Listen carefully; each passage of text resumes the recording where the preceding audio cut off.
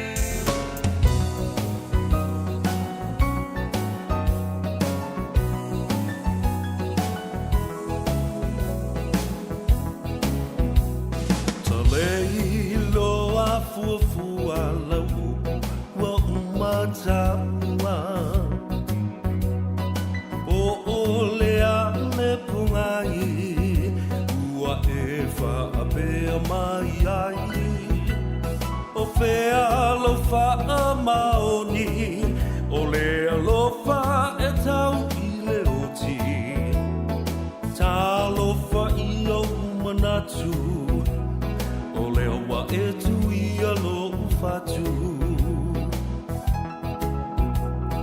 e mana tu a le amatanga ia upu mau i loi mata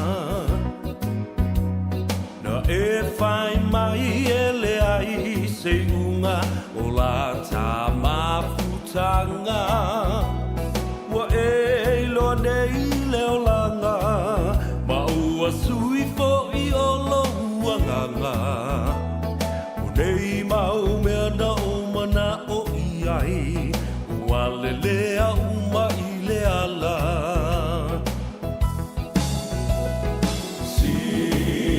sila maya ia i nei mea ua o fai o lalo i fore tunga mau o te tau atu ua o fo i mai ai umatu o si o uola fasia i ta i fai ti o ngā ai mo oe o te le i fa a fiti sa o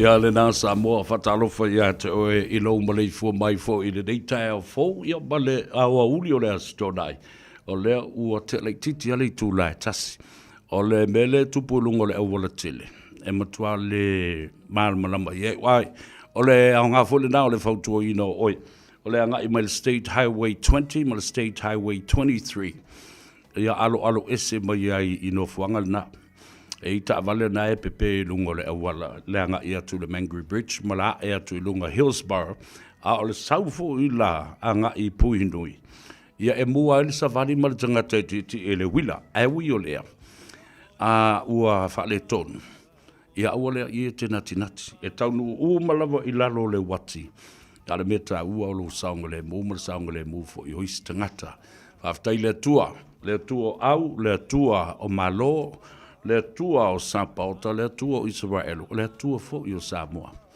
Fa malu peona, au ma fa tafa ai i au vale. Ma fa moe fo i le peau langa vale. E la matia ai le soifua.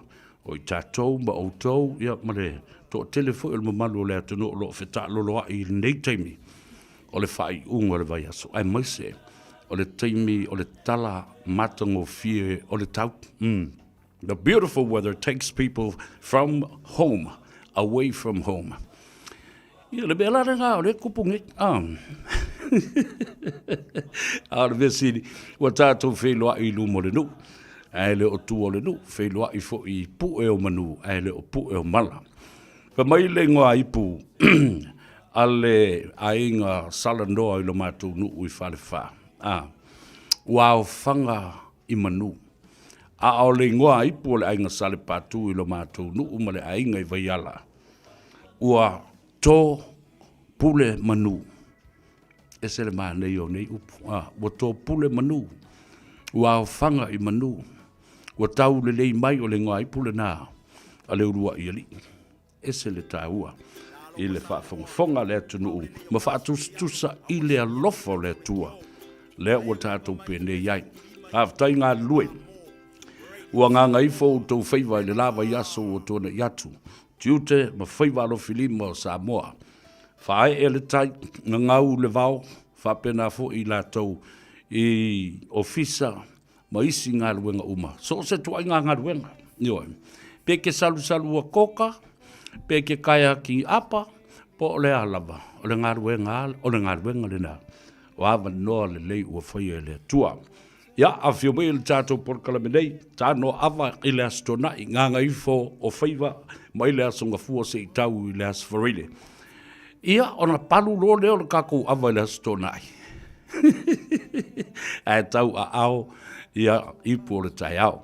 O le ua awa mua le tua, i lo nā lofa malonganga lei, tau te se awa, tau mafa se ipu, ia, a wale whaafonga mai a le atanu, tu salawala pe le palua e wawai me o palu le awa i, e ia le aso mara tae au e whaifa ale e sia kako wa miolena, ia mana tua. O si mea tunu ma si mea oka. O i e palu atoa i le tō wha. Ma sufi e fo i fina ngalo le tunu. Ai mase, o le tātou tala noa i mea moni sa tutupu le lava i aso.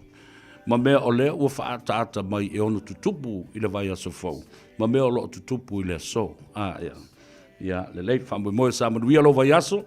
Wha moe fo i sa manuia au whai ngā malanga, a wha i sa e malanga i sa moa. Ia po nisi fo i wha atoa to ai tau nuk mai. I lau whanua me ele o Aotearoa nei, whatalo whatu, lei ātaua sa vea, sa iuli le nei, i sa taimi, ia se e mai le sunga lauli, Isaac Paunga. A le se o wha mawhanga muolungu whola, ka mare. Ia, ona tātou whapenalea. E tātou malo, whaalologia i le so, o le pule sili, po le officer sili lea. O le matanga duenga fau lewa i nei o tālonga. Ia, ma le whaia o alanga oa, mawanoa, mga yoinga. E whawhiwhi ai loto tangata. Sports and recreation, a newly created ministry of the government of Samoa.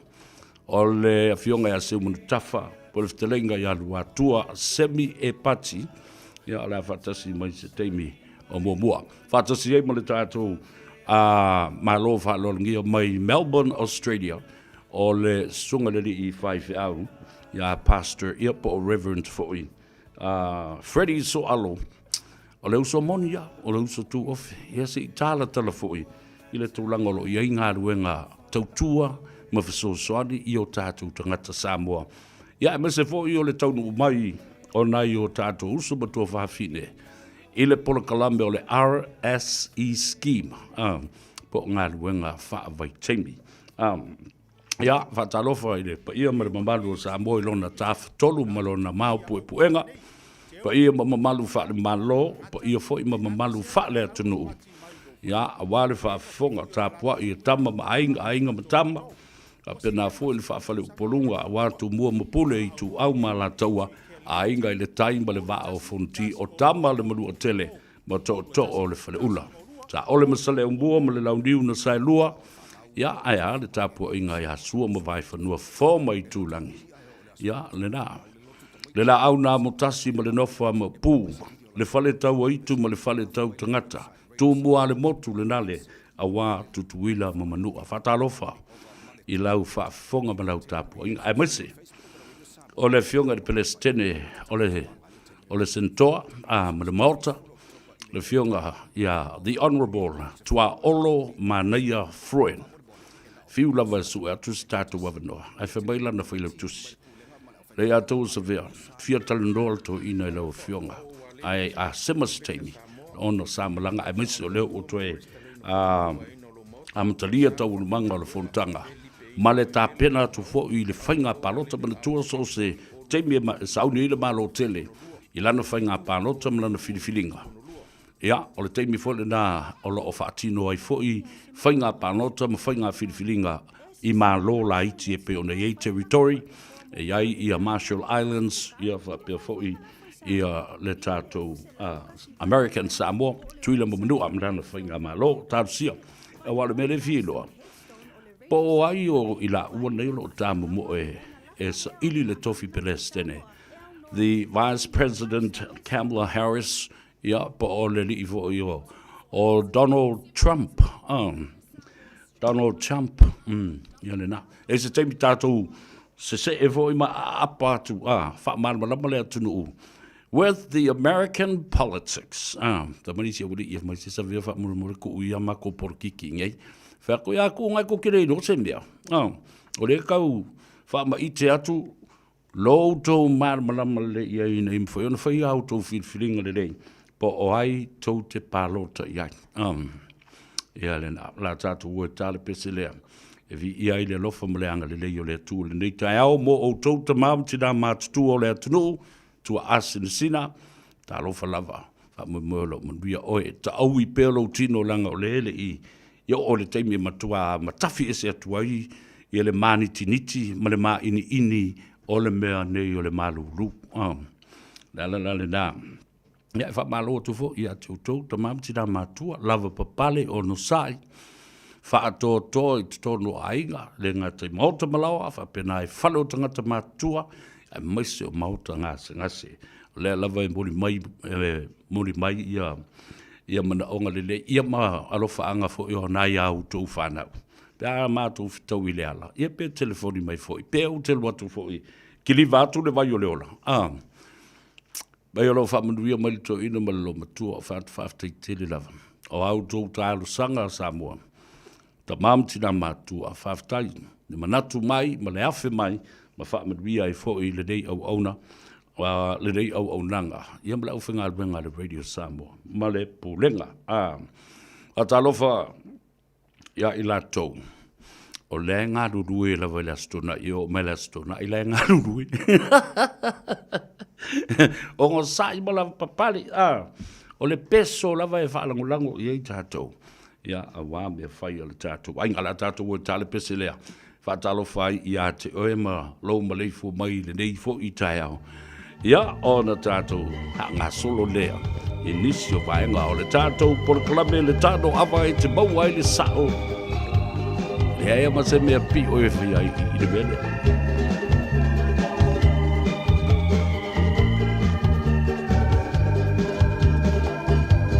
Ai, ki au ni o alo whaanga wha mole pu e mai so wata se I whailea, ma vaila I loa ngana Pe te kisi si oli malia I whaalele mai I le matangi e le anga sole watu ai mai O le ropati E I ala upele E I ala upele E I ala upele Ia e mana tua o le au Savali a wane I e toe te paitua E I ala upele E I ala upele E I ala upele Ia e mana tua o le awala e malalua A e savali a wane I e toe te paitua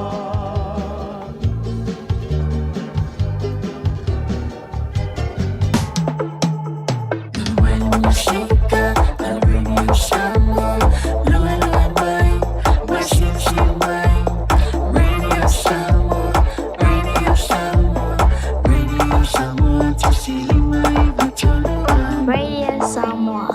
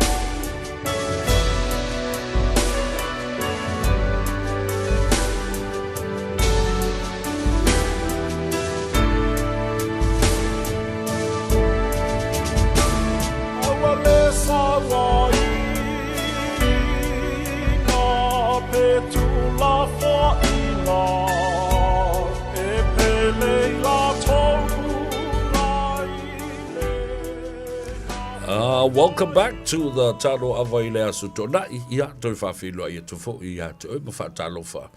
A mai si la tau lunga le tātou apia fōringa. Male tātou YouTube channel. Pawalea. Nā le tātou sanga vai nei ia male usofo ia lauli. Press the like button, share the program to all your friends and families, and then, of course, you can leave a comment for us to read afterwards.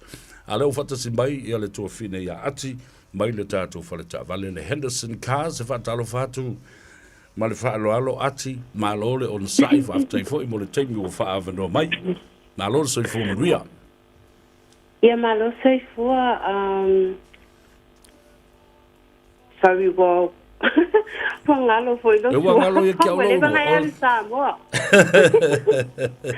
Sala fa saber. Ia talo fala vat. Ia. Ngara misiani ngalo wafe kwafe me ke o yo. Ia ai le faida o te lola sa elwe fatiti elisto ina tavali.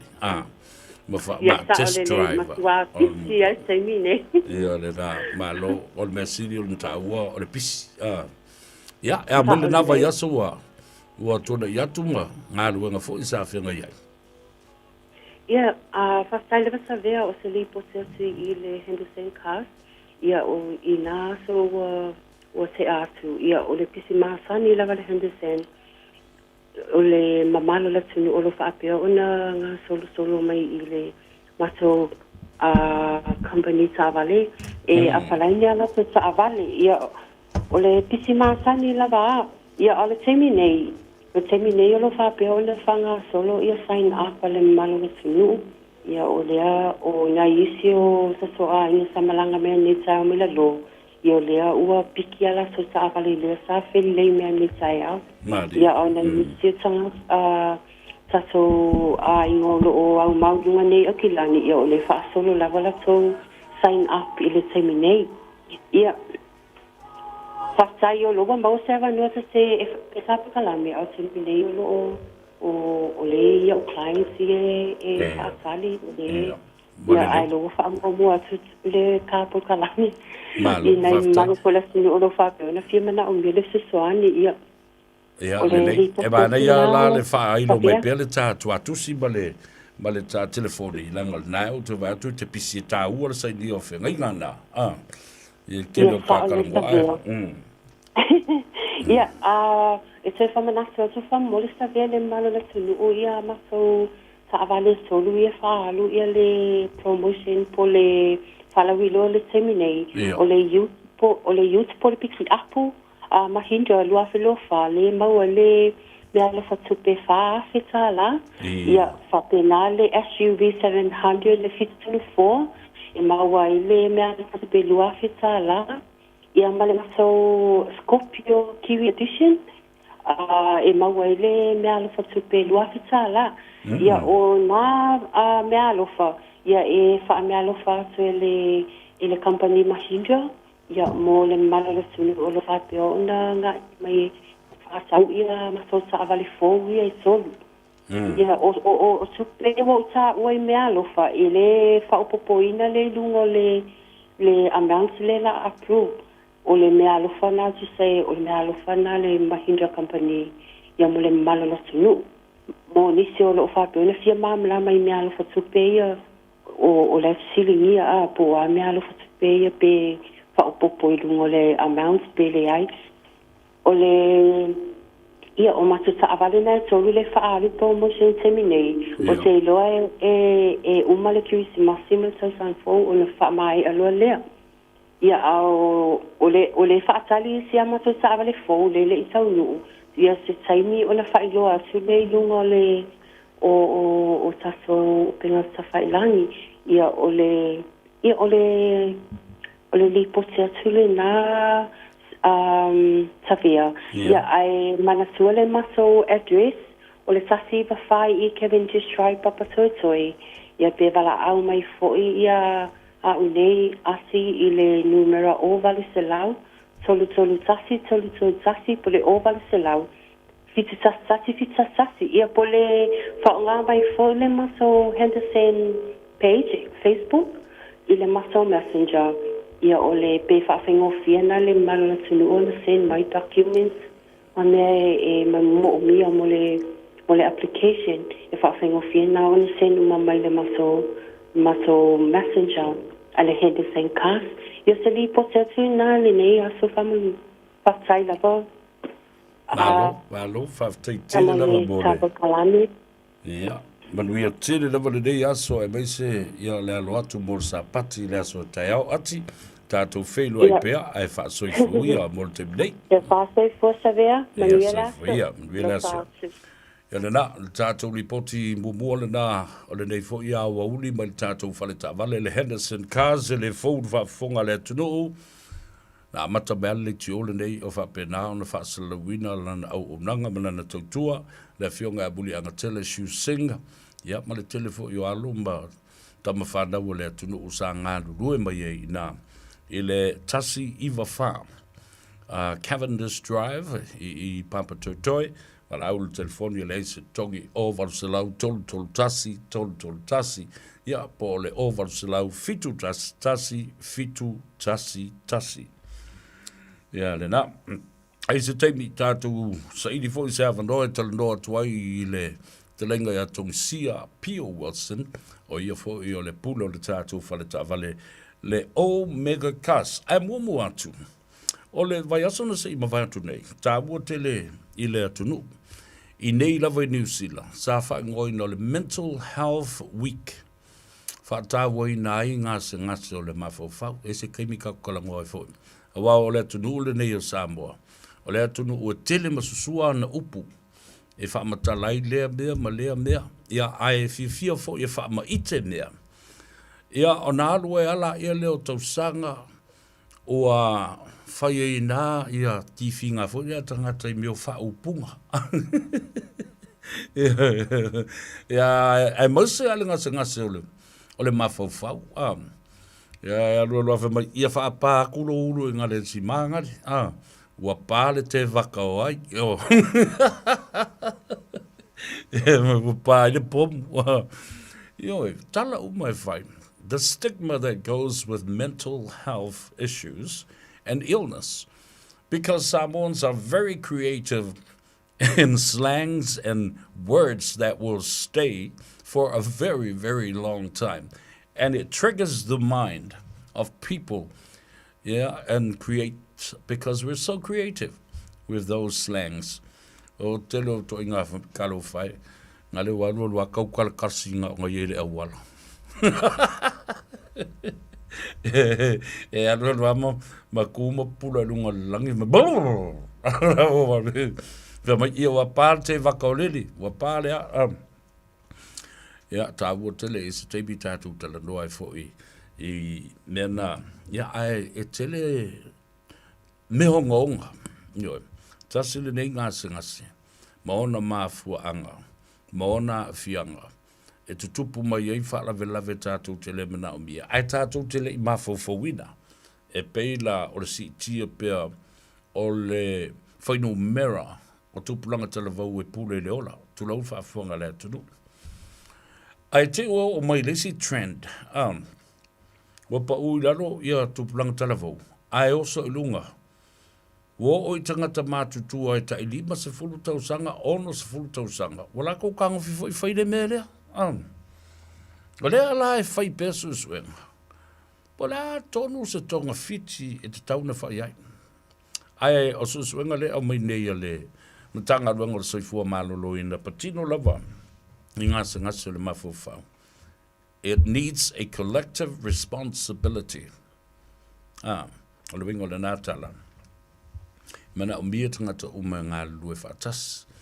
Ina I mwhai o na diagnose, ia, pe mwhai o na malama tātou I anga mawinga, ni a fianga, whawhen tātou loa. Ia, pe la mustala whatei tak. O le swing o le soifuanga. O le tangata e fifi e talandoa, ma whasoa, e fifi I teimi uma. Tangata e li oa ia le sisi o manga fu o le tangata fifi talo a te ia wa ele taimi o to va vai o sui la mi o tangata o le o to fifi talo no ese ele o to ata foi pe asia a mana va mai o sa walu le pot o le o to e ia iso na ma fu the social life within the family unit and environment.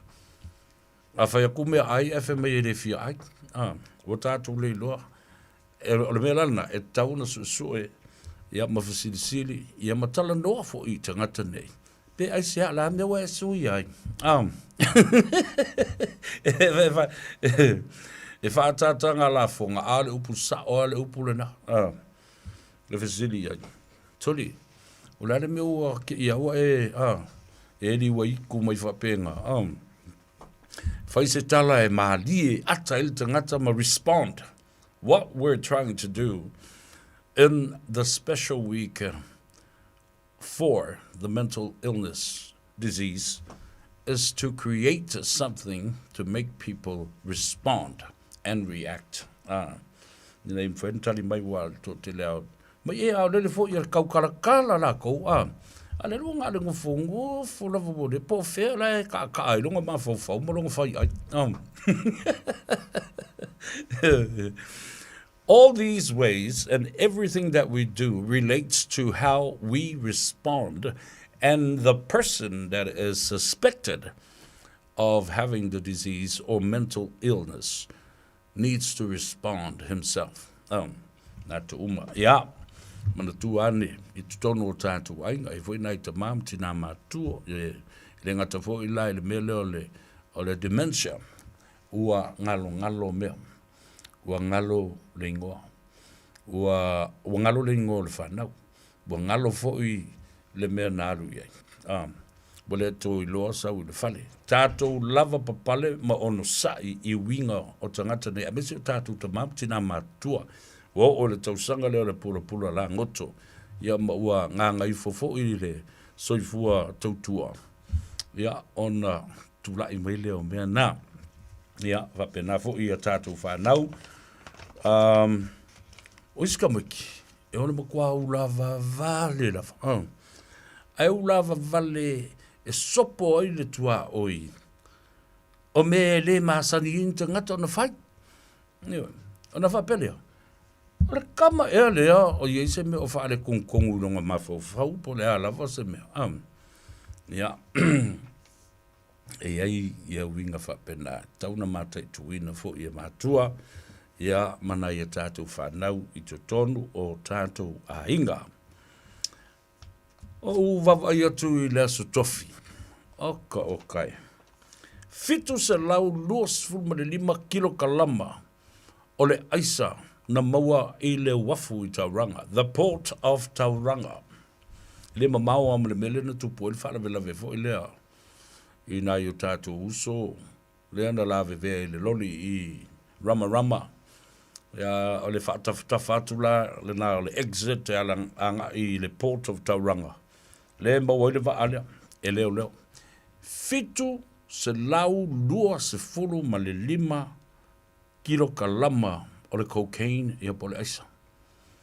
Ai a trace atu la matoe tuu I tua le ala vaale na sawai ia le mele. Wai ta bile fo I Canada. Aluane I le atu Asia. Sau ai le Caribbean. O mai le United States. Lea o mai Australia. Sau le vasa Pasifika. Ai landloi New Zealand.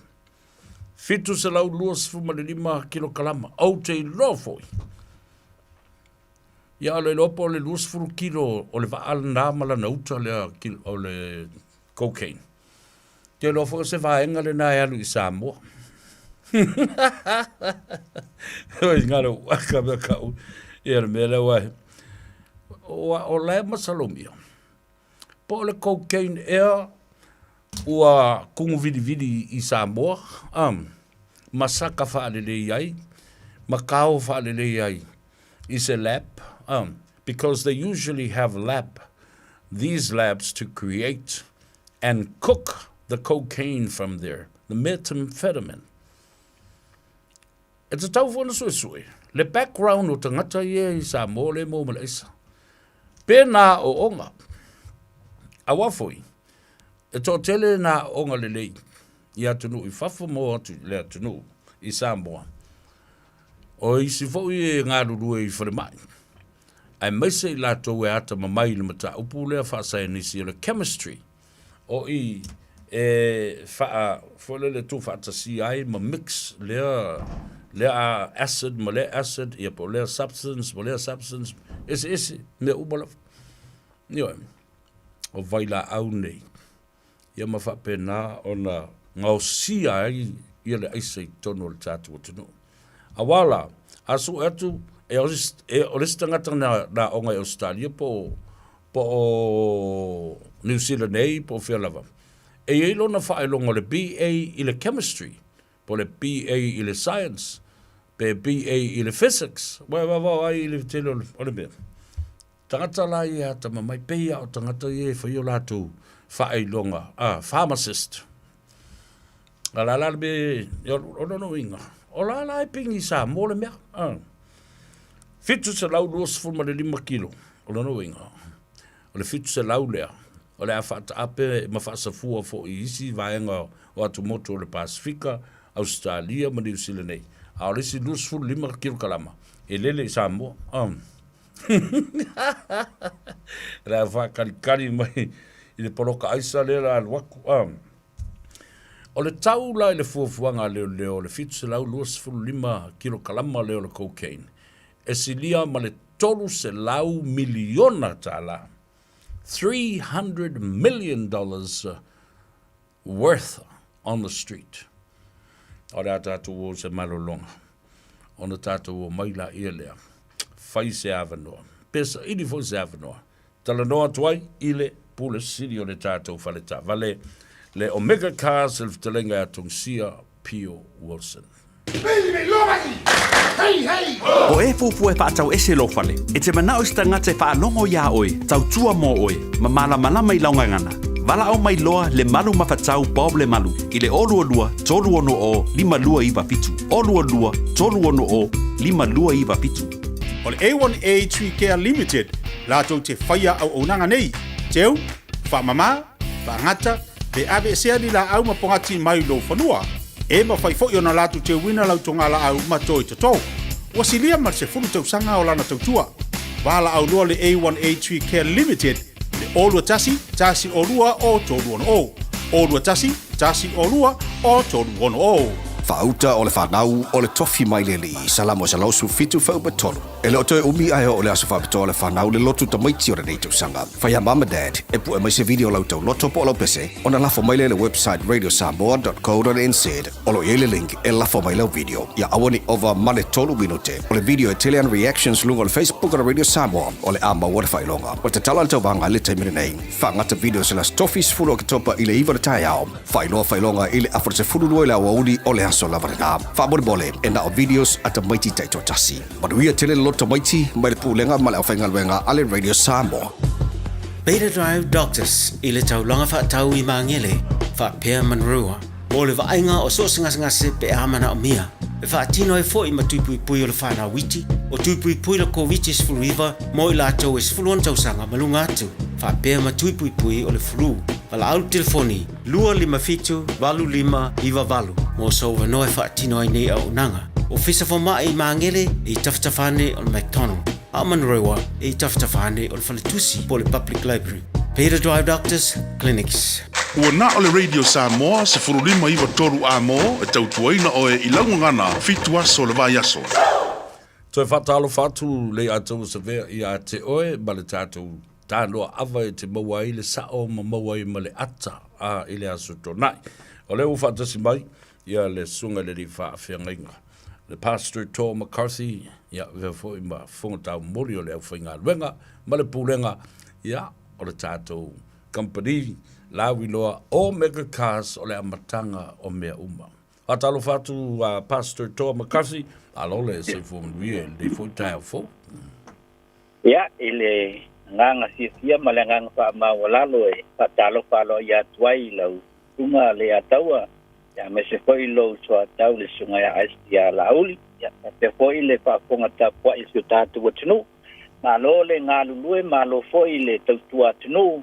Avea la foi o uro siu ponga e whai ma ponga tau moni a mai se pa lawi lo ino tulanga uma warsi la fion manu siu tātu watunu. Avea le tua le nei lau lau whai o na bawa mai a wafo i le whaawa wina o le tautua ma le au nanga le omega kasi ale pala uloa ilunga le tutua pa lua matata wala le tasilima i batolu amo au tele le ataua mo matua bano malo fatai lo fo yaso e le talado ma fe va ai e ale me ta u lava o le fa longo atu lo malo si fonga ia ma o li potia lava fo i pa singia ia le ftelenga ya tongsia ia o lo mo lo so fu la le na mai le na va yaso o tona yatu i le tutua le omega cars ia o le tulanga masani e ile pe ya tala tau e ile taimi holele wa balingi timunga e ko taimi wa sulumana ia le lai le lofa malanga le o le tua papena foi le tulanga pa tau ingo tavale e taimi wa pisi e ko taimi wa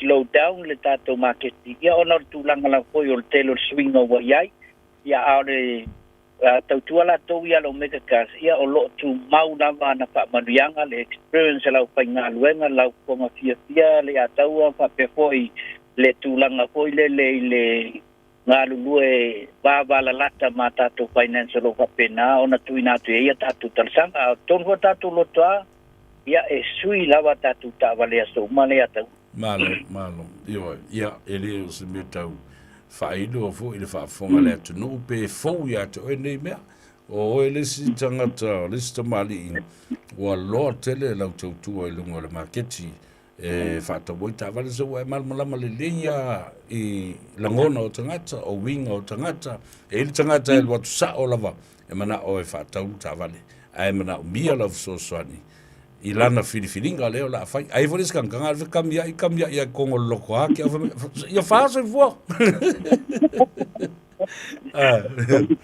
ya ale fai na wa masani e wingo tangata ai mase vo i tangata o tatu no e ai ni fu fanga ro mau le va ya tu fa malu mai ia leso fa bito o le fa nau ia ole ele se fa bito mo o fanga solo pawal mel papito so uma ya mese koi wai tu sala koi la su tamala su tinali fanga solo ngol tato papito e fanga solo e papito la mo ila to lo pa fonga fanga ko ile tu al tato wala leo io ila tuna le su mai e tau la von fa ilo mai ia ona entitled promotion ale tulanga le wai ia le wa ai foi se to far sunga le pule atong sia pe ile tulanga foi le le tala la le fa pito au nga foi le tato fa pito le au fa longo le radio Samoa ai ola po Samoa po se fiti po se tonga po ai la volta tu motu e paiana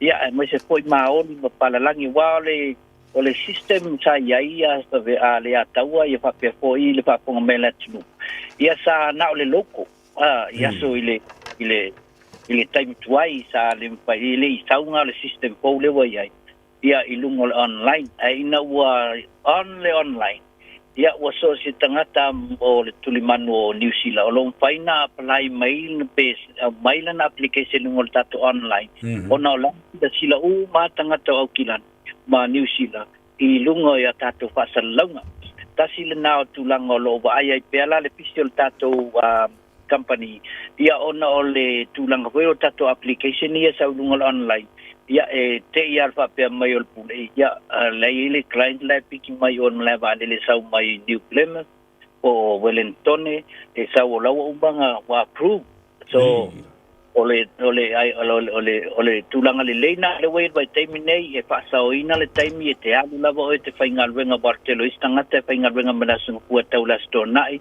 ia le se time a fe ia tatu faltavale ale le leina le system le way wa sila itavale umalo to lo to ai lungo lo tatu online place my law application lungo tatu online lu apa pela e fa tu mai law tarsanga ia alu le o make a Facebook page click le website na ia ona sila le application po paingo fia le ata o tulanga le wai ia empai foi ona saini lunga online na lo stu mai lava e piki lo sa ia po lo stu mai e piki lo sa nei pe momoli ati ngarvo e moli ele tato company ia fa pena lava na tutu na I va ne fa fonga mai le tino lo sunga le ata malo fa tai ta o tele fa fonga le tino ia o lo matale do male sunga le fa finga pastor Tom McCarthy ia o stasi vo le o tautu o lo whaatino mai le tātou o Mega Cars, ia, nei te ua sisi vanga pa u ia ta ua ta ua pele whailo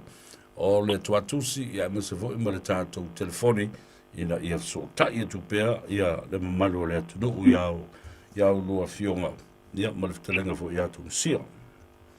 Ia o le tūlanga masani e whailua pea le tātou whapitoa lo mpaina whangasolo pe o le tūlanga kore whataulo usae mpaina intaito i le tūlanga leo le vai fua lo usae le tōntau sanga apea ia le whaia e le company o lau registration ia mo le tolu tau sanga ia e maise lau warrant of fitness wa le atau o tasi leo tūlanga a whapea o lo e whea lua tangata o lai le leipe pae a olo le taipu pui le ua whale tonu pepa e alua tu i oua sui le tau o le registration po le whainga le warrants o ina lona whea lua i le aia leo se pepa ma wa unga tā hui la ngona vane whakunga mele nanga wale uti te leni a e talua i rato wha e le sunga le lipule a tongistia pio wose ni o tulanga na le ua wha maa venga so pawan be focus e le tanga o le tongi ina o lana peimeni ia masiaki tā vale ma fulu vane whakunga mai le atu a le tulanga na ia nae fue pa wau lava le tato referral fee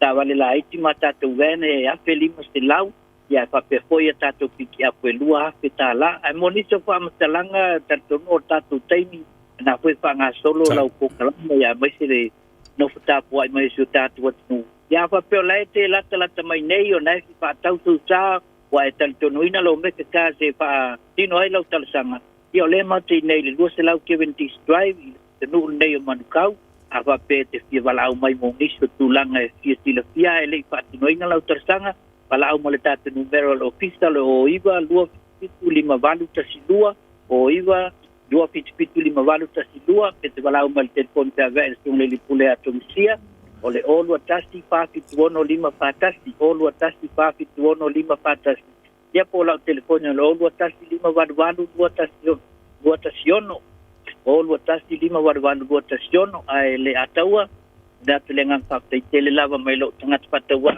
e pai mas ia corresponda le al songa le dipule ia wa foli nei ava no fa arum faiona maua e fa la wilo ai pela unanga maltau tua lo mekakas ai alo fangia le tua ia tanga yane tai fa pena no mo so finangalo wa pele tau na malo sio tatu atino awai e moni ma fa maoni ia me uma lo e sau ai lungole tatu wala leo ia ole lo fa moni lava male ale lava tap po ia tu ia balol fa yo faiva a taile lo fa ile tnu mal tau tua tnu tang fa mo ia le tua yo faiva lo filima ia o pelo pinangalo mal to fa le tua pa pena ona pa tau no ina yo tiute pe ona pa manui ai le tua i la okionga lo sa tau ya lauli ai se manui tele lu po klame ya ma ukwa motoel nei fo i weekend ya manui fo ile alo atu na ya lo fa nau ile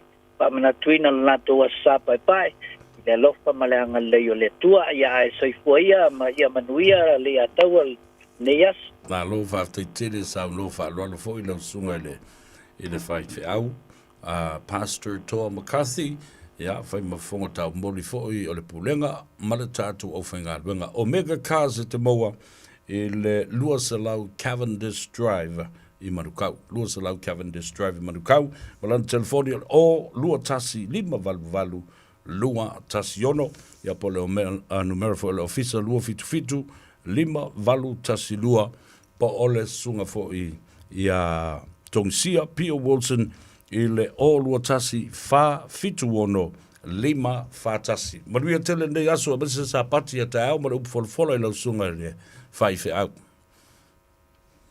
Ia, o lea ua toi 5 minute o na tale o le tu la e lua. Au tatu talanoa a masauni fo ie, sa ili se avanoa talanoa tuai i le sunga a Rick o le Car for You. Ora toi foi lau whamtalanga i le fitu se lau 2.5 kilo kalama lea, a tau le fitu se lau 2.5 kilo kalama. Malona street value e silia i le tolu se lau miliona, ka whiwhi. Wa so o a tō New Zealand. Australia, ma le vasa Pasifika. O lona winga e te tilo a nga i le container te le fast full futu le. Ia. le container ato le nai tumu mo le poko. Le cocaine po le methamphetamine. A o lea na whaelo mai nei le tai au. To tolu I lātou. Ma nisi e siri atu le se furu. Ai to tolu tangata I o tapu e nei e leo leo. While meo operations whape nei, they're very special and sensitive operations that they don't run to the media straight away. Lātou te le tamo e mai I le au whasalalau.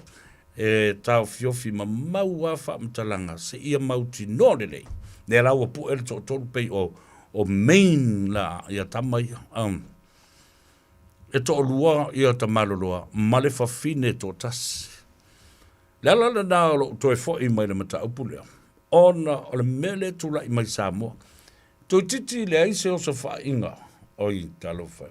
To titi le aise o sa whainga. O le aise I Samoa. E le maua mai ma se fine. E maua mai lava. O se tamaitai. A le tamaitai. E lua tamaitai. Ia. E ila le tamaitai. Nā u whalong tuha me po o Doris ea. Nā e maua mai I nā I loto pā. Pi au ke māsangi I a lele ia. Leo wawai atu. Ia, ua fio maila o malo. Ia, o lo uso tu ofe. Ma o stangata I siri o na wavala lata o ma loto ma fatu. Le ngata I le aonga, so tanga I le aonga, so tanga wha le ainga. Ia, ai maise o le so tanga I ta alonga. O le wafio mai e le mauta nei ma o to ia I fo ia le laulaumba le tātu ofisa whaasa lau o le Radio Samoa. Ai maise le tāno awa le nei tai au. O le ua mai o na awa mua le tua. Ai whawhilo I atu ma le anganga wha alalo I lau fionga. Le ofisa sili o le pule sili o le matanga luenga fau. O a onga o I le ua vese ma onga o ke o ma le a onga. Yoe, a o tā alonga. Ma alanga oa, e whai ai ngā ruenga ma ngā yoinga ina ia maua le fia o tangata Samoa. The newly formed and created ministry, the Ministry of Sports and Recreation. Whatalo whatu I lau fionga I le li pule, ia po le office city. Tulo o mamalu mau tau langi. Ai se mai, o oe foi, o le fofonga o lau minister. Lau fionga se muntafa po lau fitalenga lua tua semi e pati. Alofa au ia fio mai I le tano awa I le nei whawhitai tere mo le teimi ua whaawanoa mai. Balon sai fua manuia. Ya, mo foi ona. Whatala whatu I lau fionga foi le taitai o le tau sumanga. Ma lole sai fua manuia ia e fia whatala whatu foi le pa ia o le tātou o tunou. Ia e tūpōpō wā o se ulu niu paonga pa ia masao tama mainga ainga foi ma lato tama I le mawhaia o na toi malue lueina I se whaamatalanga ia e malu foi ia e malu ai utaia ia mama foi o le songa tu mua mapule I tu au ma la taua ia whapea foi ainga tai ia wha talofa tu foi le tātou motu foi sae le tapua I whaafonga mai ya le fiole auna telefoi ia fa foi su fatui ya foi ia I toto ia moele monotele ia malo afua ai lau maua le lo fa malanga le le tua le kaiao I lau fionga ia o fai ai ona fai se fa tala no ngai ia le nei tu lau le aso ia se fo manuia I lau fionga lau sunga le ataua ia langa e tofe to pa ia o itu ia e malor so e fu manuia Whawhitele I lau fionga. Malo sa no whalalo I lau fionga whawhitai le tua o maua le awanoa tā te whelua I ai. I lunga o pe au mga lunga lule ea ia me se fo I nei fo I teknolosi wa whao ngā sinsilo mai mo wawa ai atu. Mai e mita lava le loto ma le anganga. Ona o mea silisili e whaia le tua ma awanoa le lei e whaia le tua. Mo oe ma ua mese lava lau fionga. Congratulations. O e sangata whaamlia ina tele na tausanga sa enga lue ai, ia toi asiasi mai fo no sa ili linga matangi. E koe ruaku, koe faa pikoa lava. Lea veo o se faufautua i le minista o ngā ruenga te tele lea tanu. A lea la, ua e toi se e mai, ua vea o le pule siri, o le mata ngā ruenga fau lea ale malo. O ta alonga, maalanga oa ina ia maua le fia o tangata. Mai ua tala whiunga le iai la ua fionga se montafa po la uftalenga foi lua tua watu tau langi o swafa te tele o tātu ainga lo e tau ave. Io, o se tangata sa iai tono o le taalonga, o le ofisa o taalonga, whapena foi sa ta alo.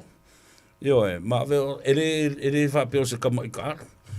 O lea la sau sila ina ua se e mai le tūlanga lea. Ma le nei fo i ministry, a very brand new ministry. E mo isa iai, ai sai lalo. O isi fo i wha malu. Lea la ua o tau tūto tasi. Lea sau sila iai. Lau fionga redi si, a pulisiri. Whaftai, ai lawa fionga. Ia tonu o le tasi lea miti sa iai mai le amutanga. Niela. Fei fo i ona e sa noa. Ia ona nau fo i mai lo mai le aonga. Ia pe ona iai mai intia. Ia amata loa leo na ngalue le waitemi o le youth sports and culture. O le sunga ia se yuli Paul Woolworth. Ia na amata loa leo ona ati ae ia le vahenga o talo. Wai le iei sesi sa iei. Ia o le lasa amata me ai. E le i whai ngofia la le amatanga. Sa tau whai wai e whai foi sa iei le. Ia le Sports Federation sa iei le nā teimi sa tau o le. Ia e whaftai le lofa maleanga le o le atu. Ia na amata mai nāo na e le i whausia roma i se aso e tas. Dila. Ia wa iai sa wai o tōs furu tau sanga. Ia ma fai poipo ai ma le vaenga o au. Ia o sili atu ona le lei se mātou wa ai mamau. Ona o le grassroot level le sa tu tilo iai. O le au mai le wha vai. Mai i le PE te tonu a onga. O le vaenga la lea ona o mātou fai poipo lo ma le fisa a onga. Ia o se fia na tele lea wa o le a mawhai ai ona wha malo sia. Ia le PE, health and PE. Ia la pe ona iai le te mile nei. O le ua compulsory le health and PE i le primary. Ia le foi ua compulsory le health and PE i to tono secondary schools. O le alama ua su e foi le pe ona iai le school si ma le UE ias. Ia o le foi ua su e le health and PE to tono ia vaenga. O ala i lunga le university. Ia o le fia na tele lea o se moe mitinga lea sa iai. Ina ia mawhai ona o ngatasi ia fuafuanga ia te tonu a onga. Wa ia amata mai ai. Ia e whatasi fo i ma le sosoani mai o atunuu ia o Australia ma New Zealand. Ia mawhai ai ona o atu le mātou au nanga. I tua inu i tua ma la whanga. Ia te le lama to titia so ia Samoa upolu masawai. Ia i whainga paanga e ngā lulue ai le mutanga luenga. Ia whatasi ai ma mafio anga i tua, ia ma whapenao na whausia ai ma komiti fo o ta alonga ma whaafiafianga. Ia e o nei lai le temi nei ua, o le ua au mai o tuto tasi. Ia ai toe au mai ai fo ma le recreation. Ia o le fiafianga lai le loto. Ia o le eva o na mato ngā lulue mai ai. O le ua ta unei o le recreation. Ia ua le mana mātou whaipaanga ma le matanga ruenga o le soifua maloloina, ma le matanga ruenga tina, ma i le whausia ina la wahenga ia. O le anganga la e whaaftai le atua. Moi o le ua matanga ruenga fōu. Ai le fōu le ngā ruenga o le wana umana tapenga mai. Ia i tau sa fulu. Pei o se fiafianga lea ma ia pēr le atua. I le wala uina ma le whaonga ina o le whaatau wa o tangata. Malo, sao noa i lau fionga le ofisa sidi a se muntafa ia po lau fionga fo i lau fitalenga lua atua. O le mea e whaafutai ai. Ua mua o papa i e whaatala noa lau minsta. Ma o se ua mai fo i sa mātou ola whaatasi ane i vai vase. ia mai nā i whalifitu ma le vaimonga. A whai ama kolo kapi ia ka whāriwange tu isi minska.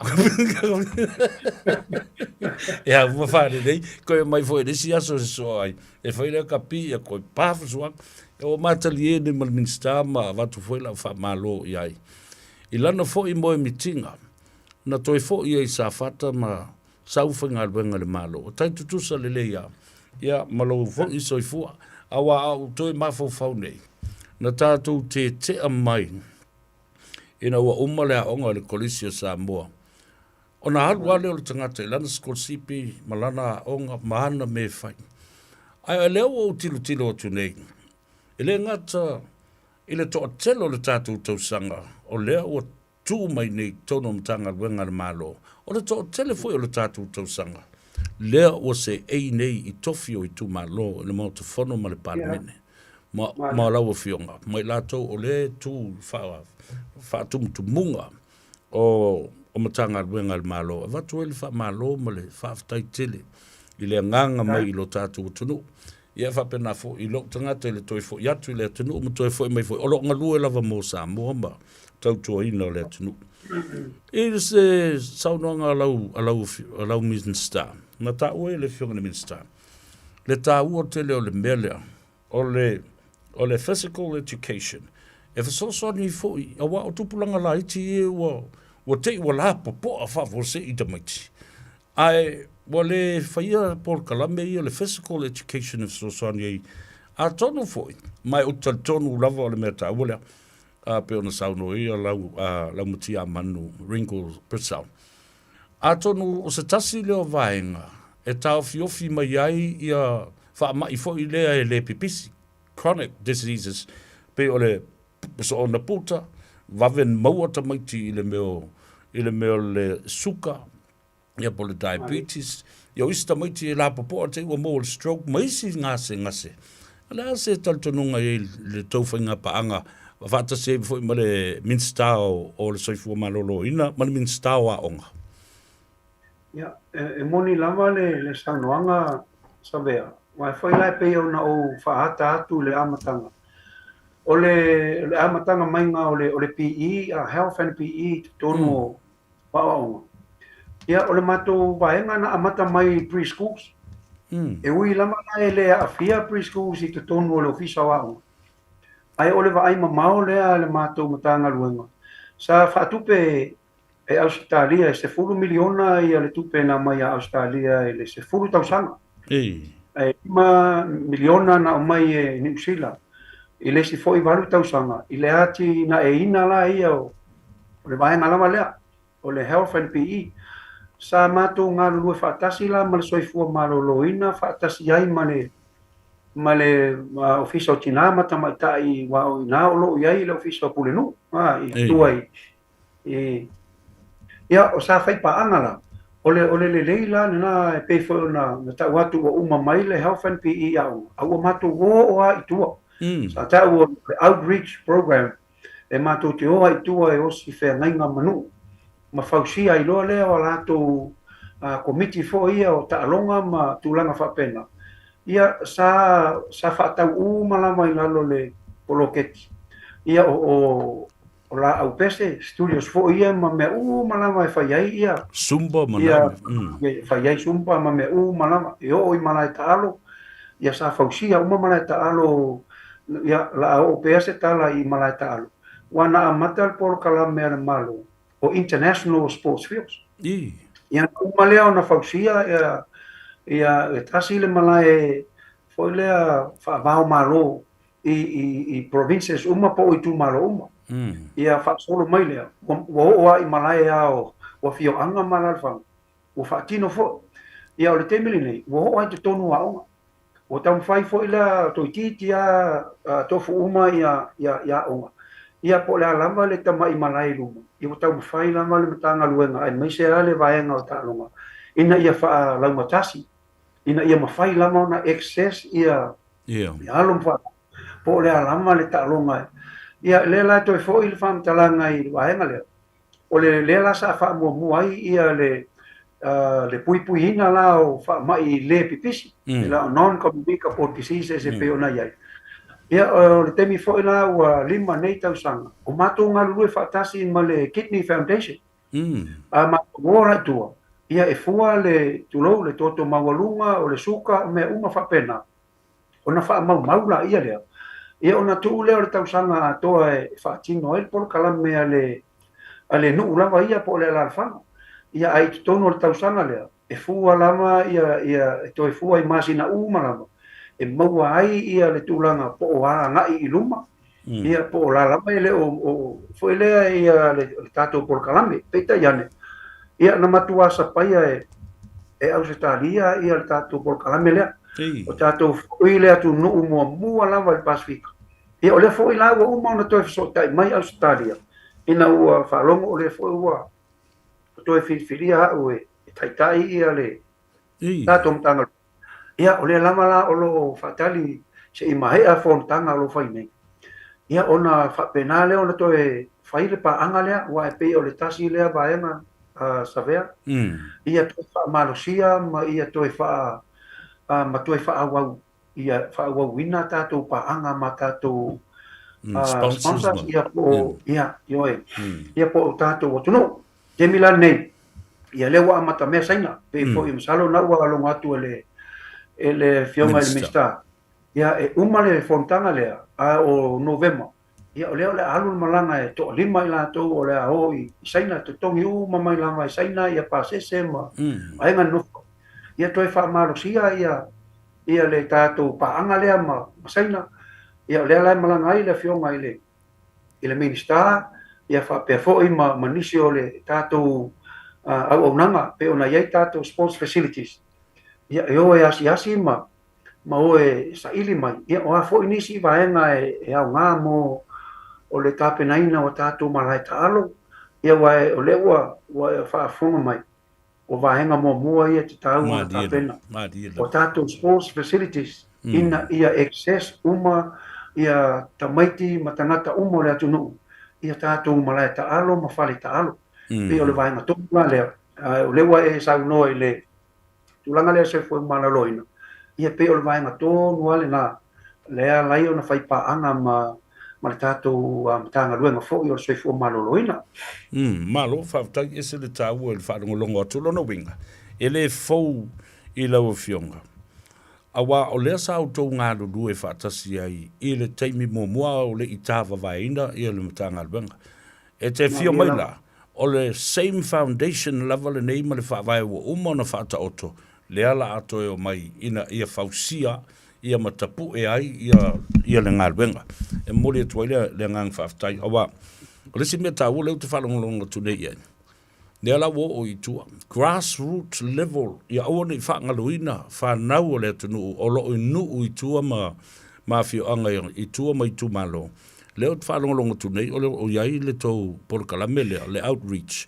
A o lo iai fo'i monitoring systems and mechanisms e wha mau ai. Ma le ilo ai le anga i luma. O le sao leo.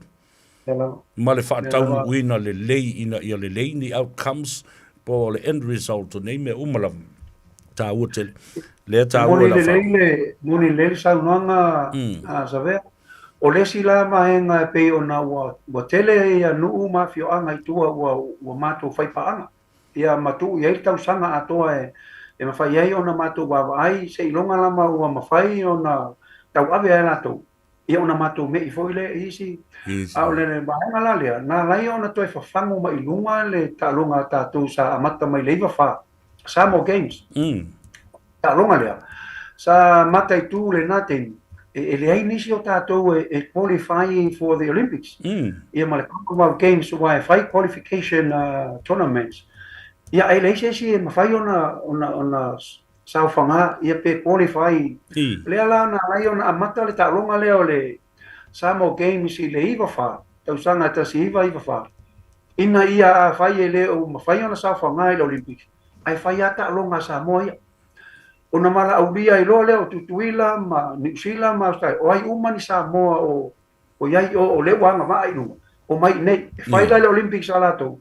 Ai whaila Samoa Games a tato. E ma whai ei ona ta ua. Ia o e ua maua lunga le. A tūlanga uo. Ia le la uo mai nei tau sanga sa vea. o le ua tele fo ina qualify o tātou athletes i ta'alonga ia. Ia o le ala lea, o le foi la ua fai ai le tātou Samoa Games le ua fai nei. Ua wala au lia ai o tātou tangata mai fafu.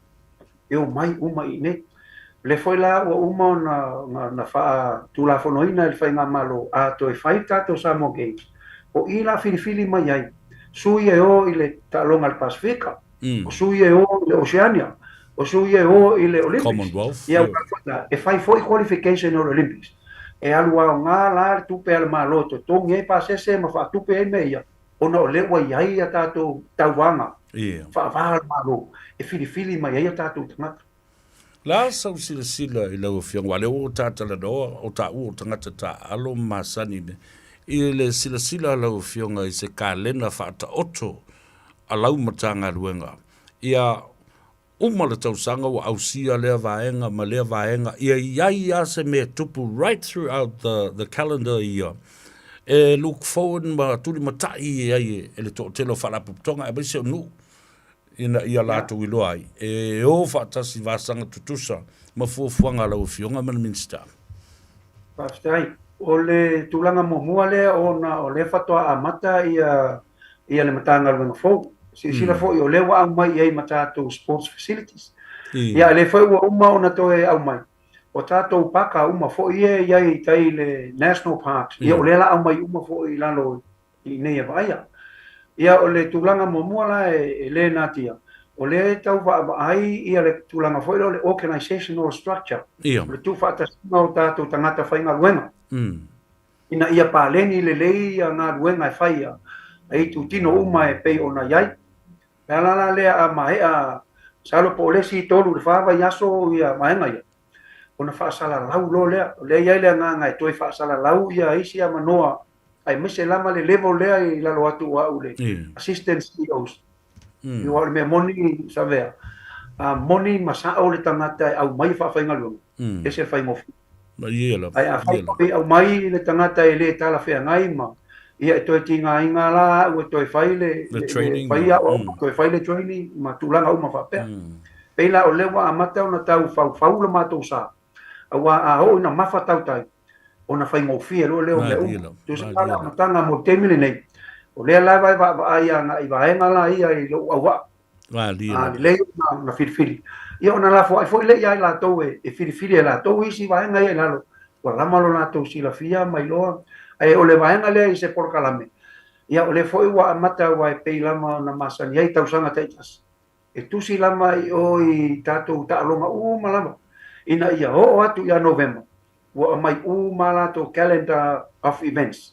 Wa ta'alonga e whai. Wa ta'alonga e host ai tātou. Wa ni ta'alonga e malanga ai. Au mai e whautele ai le sa. O le anganga la lea o le vaenga lea tonu ai le wa e sauno i ai. Ona o le fo e va ai le tātou mtanga luenga. I se sao o tātou ta'alonga, i la kina e ina o le atunu. Ai mai se lava le STA, ia tātou pisinisi. O wai iai le teimi a mata atu le tausanga. Ia e umalona e a onga alulo i lalo ia o tau le hingi tūrisi o mai. A o ika, o le tau fuafua iai le mtanga luenga. Tu iai nisi e tātou ta'alonga. A wha peo mai ta ia, pei fo i la o ta'alonga fo i o tā whatolu. Le iai tukuila matonga, le iai fiti, e whai ngō fie ona o mai e ta alo. I teimi tonu ia e ango i lalo le, ia le tele o tangata asi mai. E tātou te, o la tātou sao whangā fo i la lea mō nai pisinisi. Wa ia whai mai o le ia ni tangata o le, o le teimi nei o le au ngā ia o tātou ta longa nei. Ia wa au mai lato, e to tongi mai o lato, tongi mai o lato hotels ma me umana, ia o ta vale rent, accommodations o mea uma whapena ia o tātou lea soswani mo vaenga ia whapena fo i umor tausanga ia peo o whanga alu mau ia sa vea ia soswani tangata i le ngata peo le soifua maloroina ia leifua mai le taiao ia whai le savali ia po le alama le ngai uinga e mawhai ia na whai tutono mauta malao ai wakuma lea o le whaamalostino le sili atu mo i lātou o e foi ua mātutua le soifua ma. Tuna ma papena. O nei. O sa whai ia le mele le ta o le walking Samoa.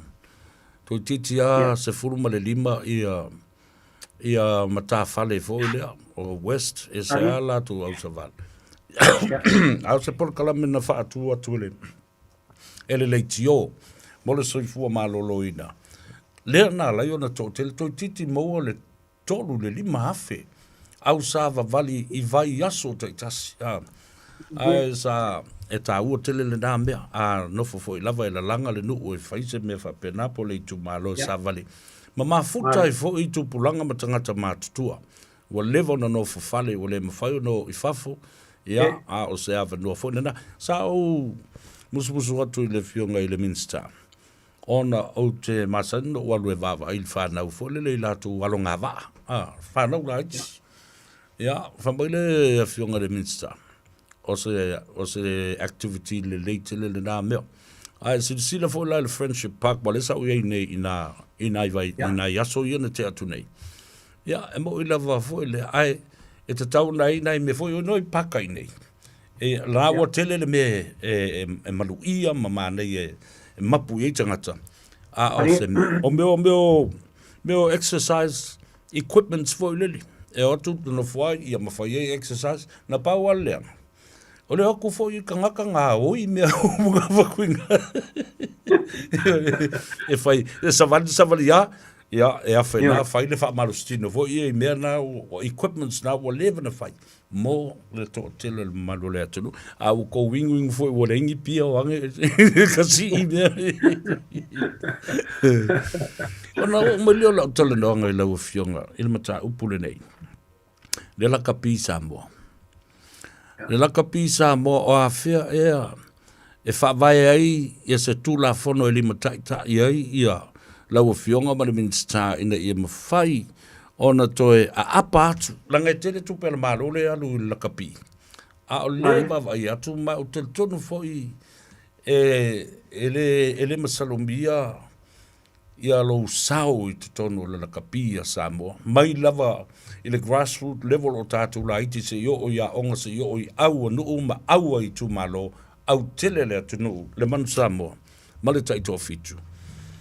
Ora e se mea o tūla i mai le tātou la kapi Samoa e lau fionga le ofisili o tālonga le atu nuu. Ia, whaaftai, o le a matamai a sa u wha matalanga i le vahenga te o na iai le tātou wā no nofo ai ma le Cessnock. Ma tasi le vahenga e tatau ona wha manino le ia awo whala.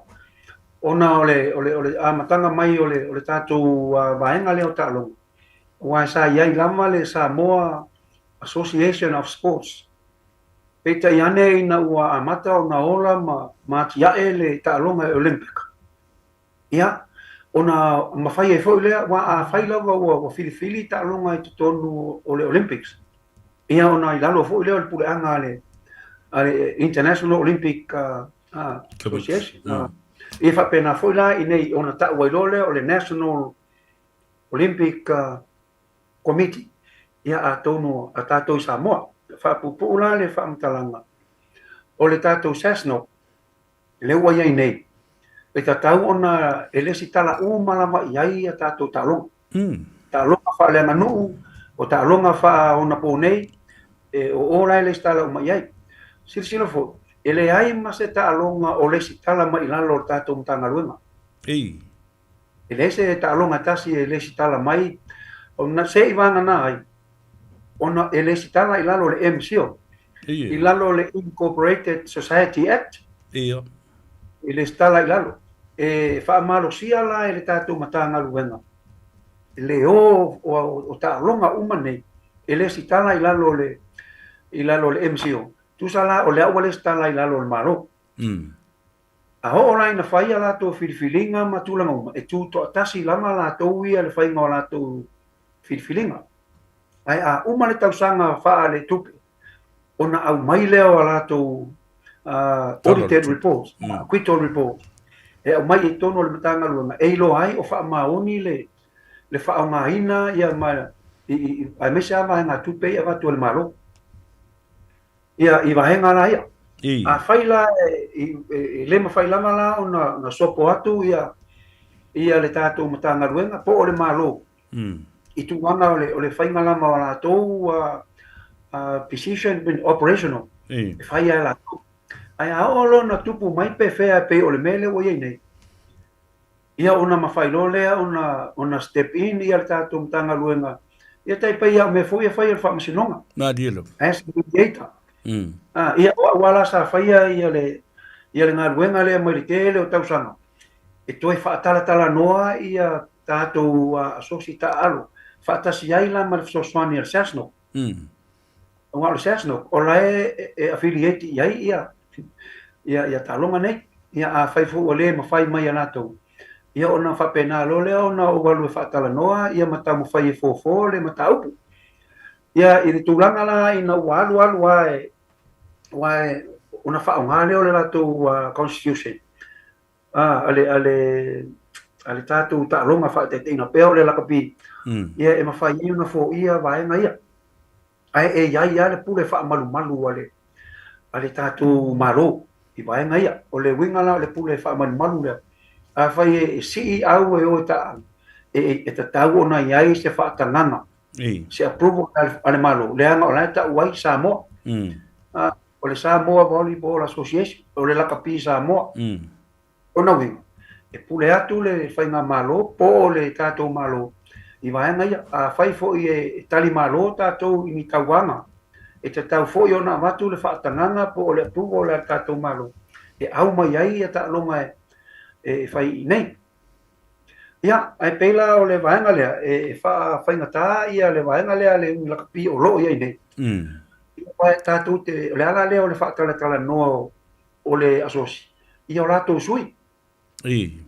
O rātou sui. I to tonu o le whaamaia ia so se tātou. O lae ma whai a whai lama walu e o tūranga ia ua le tali tonuina e sui. Ia le lātou executive ma mea whapena.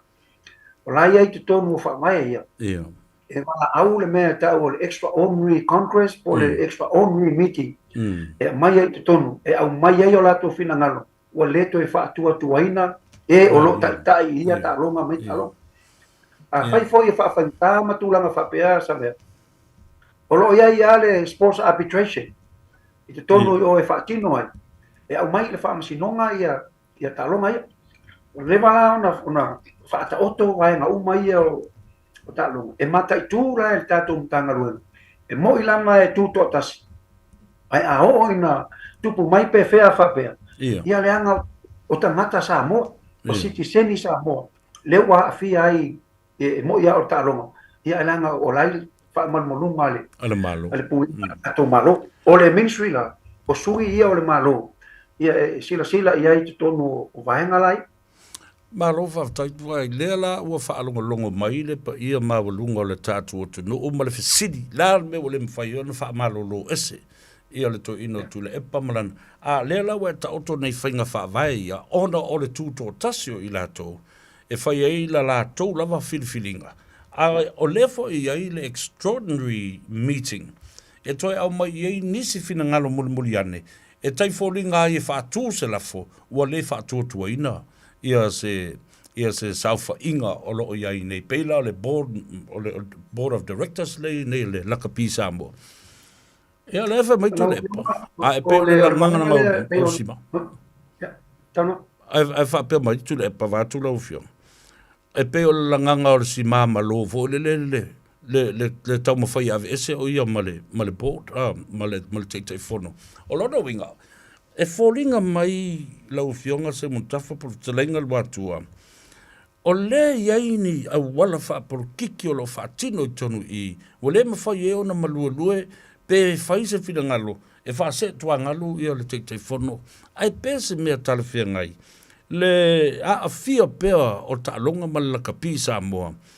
I le au whai porkiki. O sui usu whono o le mauta whono ma le pale mene sa tau no e ta'alo le polo lakapi a le pale mene. Ai ta'atia le polo lakapi a le atunu o e whai atu e tama whanau e le onge la au. Lau a fionga i le ofesisili o ta'alonga. Stavea pe foi ona o fai atu. Ia leanga o le ua tātou tala noa i le lakapi e whai mawhata i taima. Marilo. Le whatu a maua nei. E le na o le lakapi fo i le wha le tonu. Ia, le soka fo. E ia talonga. Ia, e la o le wahenga le na o le ua tau wha manino atu. e tatau lava ona tuu lea manoa ua fo'i a o le teimi e fai ai la latou fontaga fa'aletausaga e tatau ona le sitala uma i lalo o le ta'aloga e tau ona financial member e lē na ona alu e tusi le igoa ae tatau ona financial member e le sitala ai lalo o members la ia o latou tonu a ia e tu'u i ai le malosi'aga i le filifiliga ma le ave'esea ma le toe fa'apopo o ni tausaga o i latou o tu'ula'i mai lea la alai ona pena o tautino atu o le tele o tausaga matou te fa'atalanoa ia tatou ta'aloga nei ma fa'amanino i ai i sui ta'alo uma le latou a iā tatau ina ia puipuia ai ia vaega ia o tulaga e tatou ta'aloga ia e lē fa'apea atu la ona o le suga i le alo o le mali atoa a o le agaga ina ia manino ma malamalama o la lama i ai auala e tatau ona uia ia e fa'amalosia la i le tatou matagaluega fou ia vaenga ia saber langa le wa mahai o tatala no stein mo mole nei wa fa manino i le tunu o ta'alonga uma nei ele stala i lalo le MC e peia o la ele stala le business ma company ona run for ila i le fa business ma company tu totas i lato filfilinga and their operations daily everyday operations la le vole fa i lo ai i lea taimi ma lea tausanga le talafa al tupe. Se talafa al tupe wa umano o kika ale la kapi Samoa. Awa tasi le nei fo i matanga o le tasi le nei i tūtino. E se a whaia se tala o le tupe a o le whai tau miliono ma miliono o tupe o lo o sa i e tono. I le ngate le malo. Onu se lau wafe i lea tausanga. Onu se lau wafe i lea tausanga. La le me ua whaapongi sai pe ale tunuu. I se li poti o le tala o le tupe au tū i lea tausanga ma lea tausanga. Ia, o le vaenga tonu la lea ua e sauno i ai. O le mafuanga fo i lea o le malusianga o le ua o le oe le stala i lalo o le tātou MCO. Ua fo i la a whai a watu a e le pasia i a le tala le tupe. E o lona winga e le toi a watu ua fo i le. E le malo se tupe fesoasoani i ai. Pela o vaenga ia e whapena ona a whaiala wa umar tausanga whaare tupe a e le mawhai ona au mai se latu certificate for layer of incorporation. Ia wangata i fo i ia le sosoani ale malo o le si vaenga a whapeo tūranga ia ua le ai wa le mawhai lao. Ia o le mawhai fo i le tātou whainga malo ona deregister. Ia ese a whaale tūla fono ia i lano le tūla fono i lano le MCO. O le avese loa, awa ese loa mai le stala le. E le to iai se tupe to e maua mai le rato international body. Whaatetainga o le lakapi, o le IRP, o le volipolo, o le FIVP, o le soka, ia o le FIFA. E tofu malama la asosi ta'alu. E malato international body. E au mai ai a lato soswani tau tupe. E le ngata fo ila i lea savea. Ai le to e telia fo ila lo le IOC. O le malosianga la le na fo lea ale malo la tou ia mafesoasoani ai anga i soala upule ia feeseinga ia tula i mai le tele lama mai ia tausanga tele ia whapena ta'alonga o le boxing o sawa te whainga luenga le tasiva iwa se fu o vevesi mai lama o mea ne o la lama vevesi ia pe o wahenga lana ia ai leo mawhai ona malolo ai le tātou tanga luenga o le lama whai le au nanga. Ina ia tau mawhai e whaafearo whani ia au tāalo ia ia i vahenga i mana onga foi. Foi la tau tusai o le ngā luenga ia e tūto tasi a le tātou tanga luenga.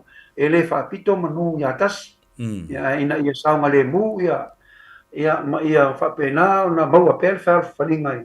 Ia tātou au ta'alo. Mādia awai, ele tasi se au ta'alo e ave iei le whautanga mal whaato whaala inga fo ia lau fionga mana Minstown. E te tau fo i ona la, ona tutusa i le vaai lau tele fo i lea lau tō matanga adwenga.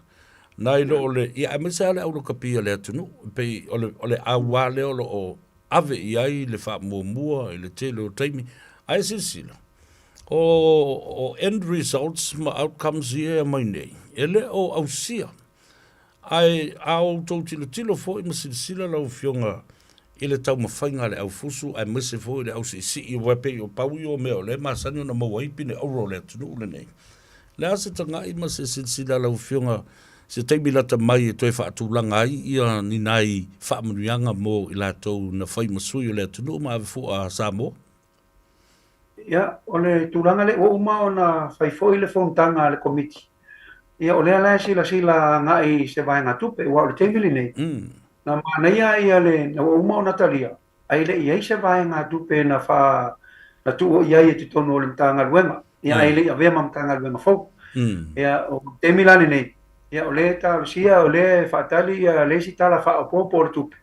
Ia, le o ta pena ma, ia vai ngā uma ia. E te tau lama o na whaatau nuu le finangalo le malo leanga ua uma na iai wha iunga le kapeneta. Ia o lea la iai tupe ia wha mea rofa mo i la tou. Sa maua ia tātou pine auro ma tūlanga wha pena. Ia leo tā pena le mtanga luenga fau e le tala tupe wha popole i nei i masin fau. Ia a tonu e maua mai ai lani wha manuianga e pei o na talia ina le tātou kapeneta ma le whainga malo. Malo whaftai au te leo lopo o Yesu mamlama anga i le mata upule la kapi Samoa ma le lātou a tālo sanga whamai ua tū la fwa i ma ua lea mana ia i lātou e le malo taua lātou i le ai o se tupe na wātua e tā pena ai i le Northern Hemisphere tour e a po le tua fo o Asia le wawai atua ua le ai ama se tua a le fo ua wha amarolo mai ma le tū mau le suspension o le tofa i a mase Mahonri Swoga la sila ala o fionga iai i mei o lo tu la i matutupu mai i le tātou au. Ia, o la fa umatu pea la fa mtalanga i le talo sanga o le tau toa i le tātou la kapisa moa. Ngari. Ai de foi la o lo sila i ai le tātou matanga luenga. E au mai uma ma henga e mo o mia. E mawhai ei ona ta pena le talo sanga lea, mo le whai unga le papeneta. Ona e iai fo isi vaenga i le i uma ona au mai a wha maumonga ma e lo ai le wha o ngā ta wina o le tupe. Ia o le tūranga la na o le ta oto ai nei le lo ngā lulu e tātou mtanga luenga. A o le vaenga le peia foi ona whai atu le whai unga i le foi uso le lakapi.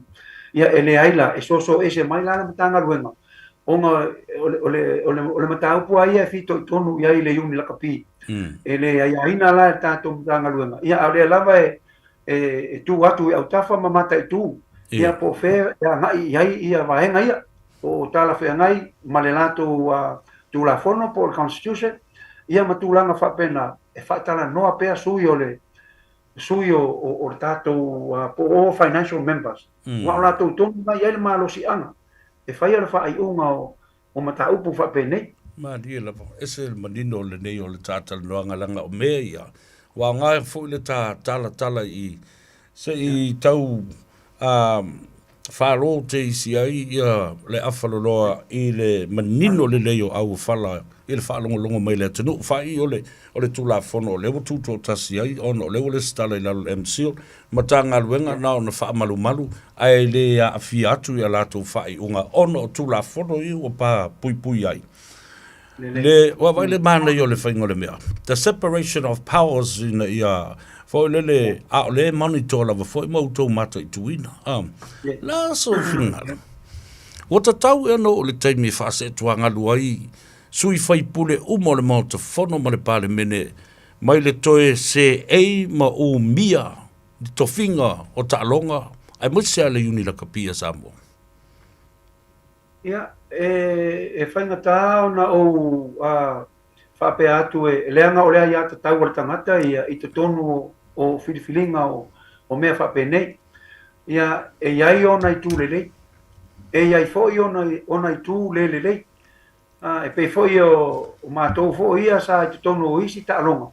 Ia le fōi o tamu whai e mei ese. Ia tū tō tasi a mātou le whainga o le ngā ruenga. Ia a whape alu wai e whaale tonu ia niso tamu. Ia e mawhai fōi i tātou mtanga luenga. Ia ona o te tonu e ina ia tiae ma ia whai ia lelei. Ia a mai ala whātau sanga, ia toi o mai, ia e toi whaasalalau, ia le lātou io e peila o le vaenga lea, e leo ia ise tū la fono i te tonu o le o tātou constitutions ia. E ave sea mai ai ia vahenga tonu ia io i fai pule ma io ai fai feau a se sila ia to tele io fai feau le foi tono isi asos le foi ele soka o le ia isi tātou o le avoli o le foi ia sunga au na pa ia le tu ia ona ele o ia se ele o mafai ona ta uma ia a me fa sa ai mai o lo pala pea le amano pe la vai na le fai ta ona matu fa pea e fa sa ia vai na se iba na ia o fai lama ele chino ala na peneta ia se la toa tula fausia e pui mai ai ia sui fai pule ma sui minsta ma tula ma fa pena mai o ton vatule saudanga la fionga sumuntaf o se tulanga e te tau na fa tu ma fa vai se tula fono fa pena ala fa pela o le ia te tau le e pui ai ala le fetena ingo ma fo the conflict of interest i le me o te le popole pe a fai o ye fai fe au i te tono isi o socio o ta longa mai tu tino ta longa e au nga le fautu a fai fe au a o leo mai la ia au porokiki e a mai i te tonu i le fe mai o le lato wa ia tau ma le pule anga a lea asosi ma lea asosi au te le te tonu i ai la uftelenga lua tua ina mata au pule o la sau sila langa o bea lava o ta longa le ta te ia na faila o research lata mai nei lava maua ai wha maunga e tō tele tātou coaches wha vāo ma lo ma whaia o ngā ulu ele i o ele mea ta o le level o whaatulanga mai level 2 o level 3 o lo whaatulanga mai ele IRB e te tau oio na avea o se whaia o ngā wha vāo ma lo langa e tutongi mai ele IRB ia tutongi o tangata nei a leo te wawa ia tu nei e wha soli tu la fono le recommendation a o le matua au mai wha aliali luma o ai o level 2 level 3 a wai mwhaino o tala noa ma lafu atu nisi o wha maunga ia i lau fionga e mata i tū ina ai ia ngā yoinga le pēr whai o tātou le mawhai ona apa iai ai mata i tū po sa o la le process le whai e se sao noa i lau fionga pe ai o lewana tau i te le me sao le sao noa ngai vaenga ia ai mai se lama la o wai peila o le uni la kapina a matai le whainga le a fo i le tāpenaina o onga nei o accreditation scheme no tau no mai le mas fulu whai ai loa i le whai unga le mas fulu le accreditation o le level 1 ia ele ala e la ule ta watu swa pasa ale la kapi wa fo yo o onga nei e fa tupe mai le IRP mai la matanga ia ai soani ai la martato matanga luenga e ma lua ona e tau lava ona ia se sao le malo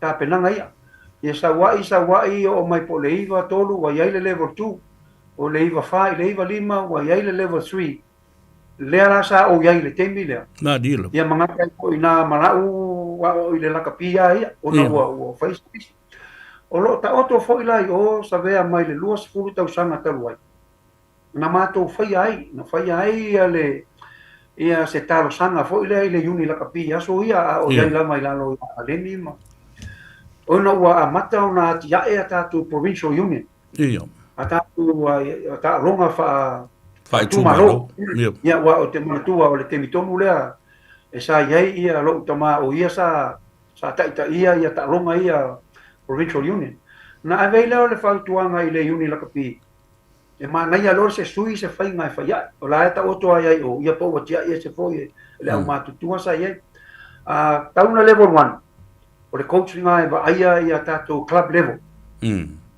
ai o lola i la fai ia tato ta longa fa ai tumalo ona mai lo leo le level 2 coach e coaching e le to e talia se au pe a fai ele ai se level 2 lona winga pa te tenga fa tu masanga ia ole matu te iai wa tonu matu sa iai a fai o sa vai ele se sio iai a vatu se si nei coach mai o level 2 ia ai a ono ele tato international ele tato mansamo ia ona fa ngalo le level 3 ia le wo le fa le temile nei io no fa longo iai ale o introduce mai le level 4 pa usanga tarwai ele iai se meta si le fatino le lava la matu te no fo ma le fa no Le anga o le te tonu a mātou records. Ia le talo sanga na ave ia o whaamole e sui le level. E o foi lai a tātou referees. Tulanga foi le sa whaatino ia tātou referees. Wa foi la fia tele le IRP. Ona o le whai pa anga markako ministry kemima. Dia lava. Sa tu ma moksial ma lo whaatino. Ai se le mata mo fia ma wato tele nisi foi o nai kama wa whai langi le folau. Ia sa tau tapena ina mai ia vaenga ia. Ia e pela o le tātou te tano pele la kapi. Ia o talo sanga le nā sa talo ia i vaenga ia. Ia e talo sia ia. Salo i o atu fo i le lata usanga. Ia atonu ua mawhai o na ngā lungu e whaatasi. Ia toi whaatino ia vaenga ia. Wa fo i le ia o le whaatino fo i le tātou taito fitu le tātou Samo Games.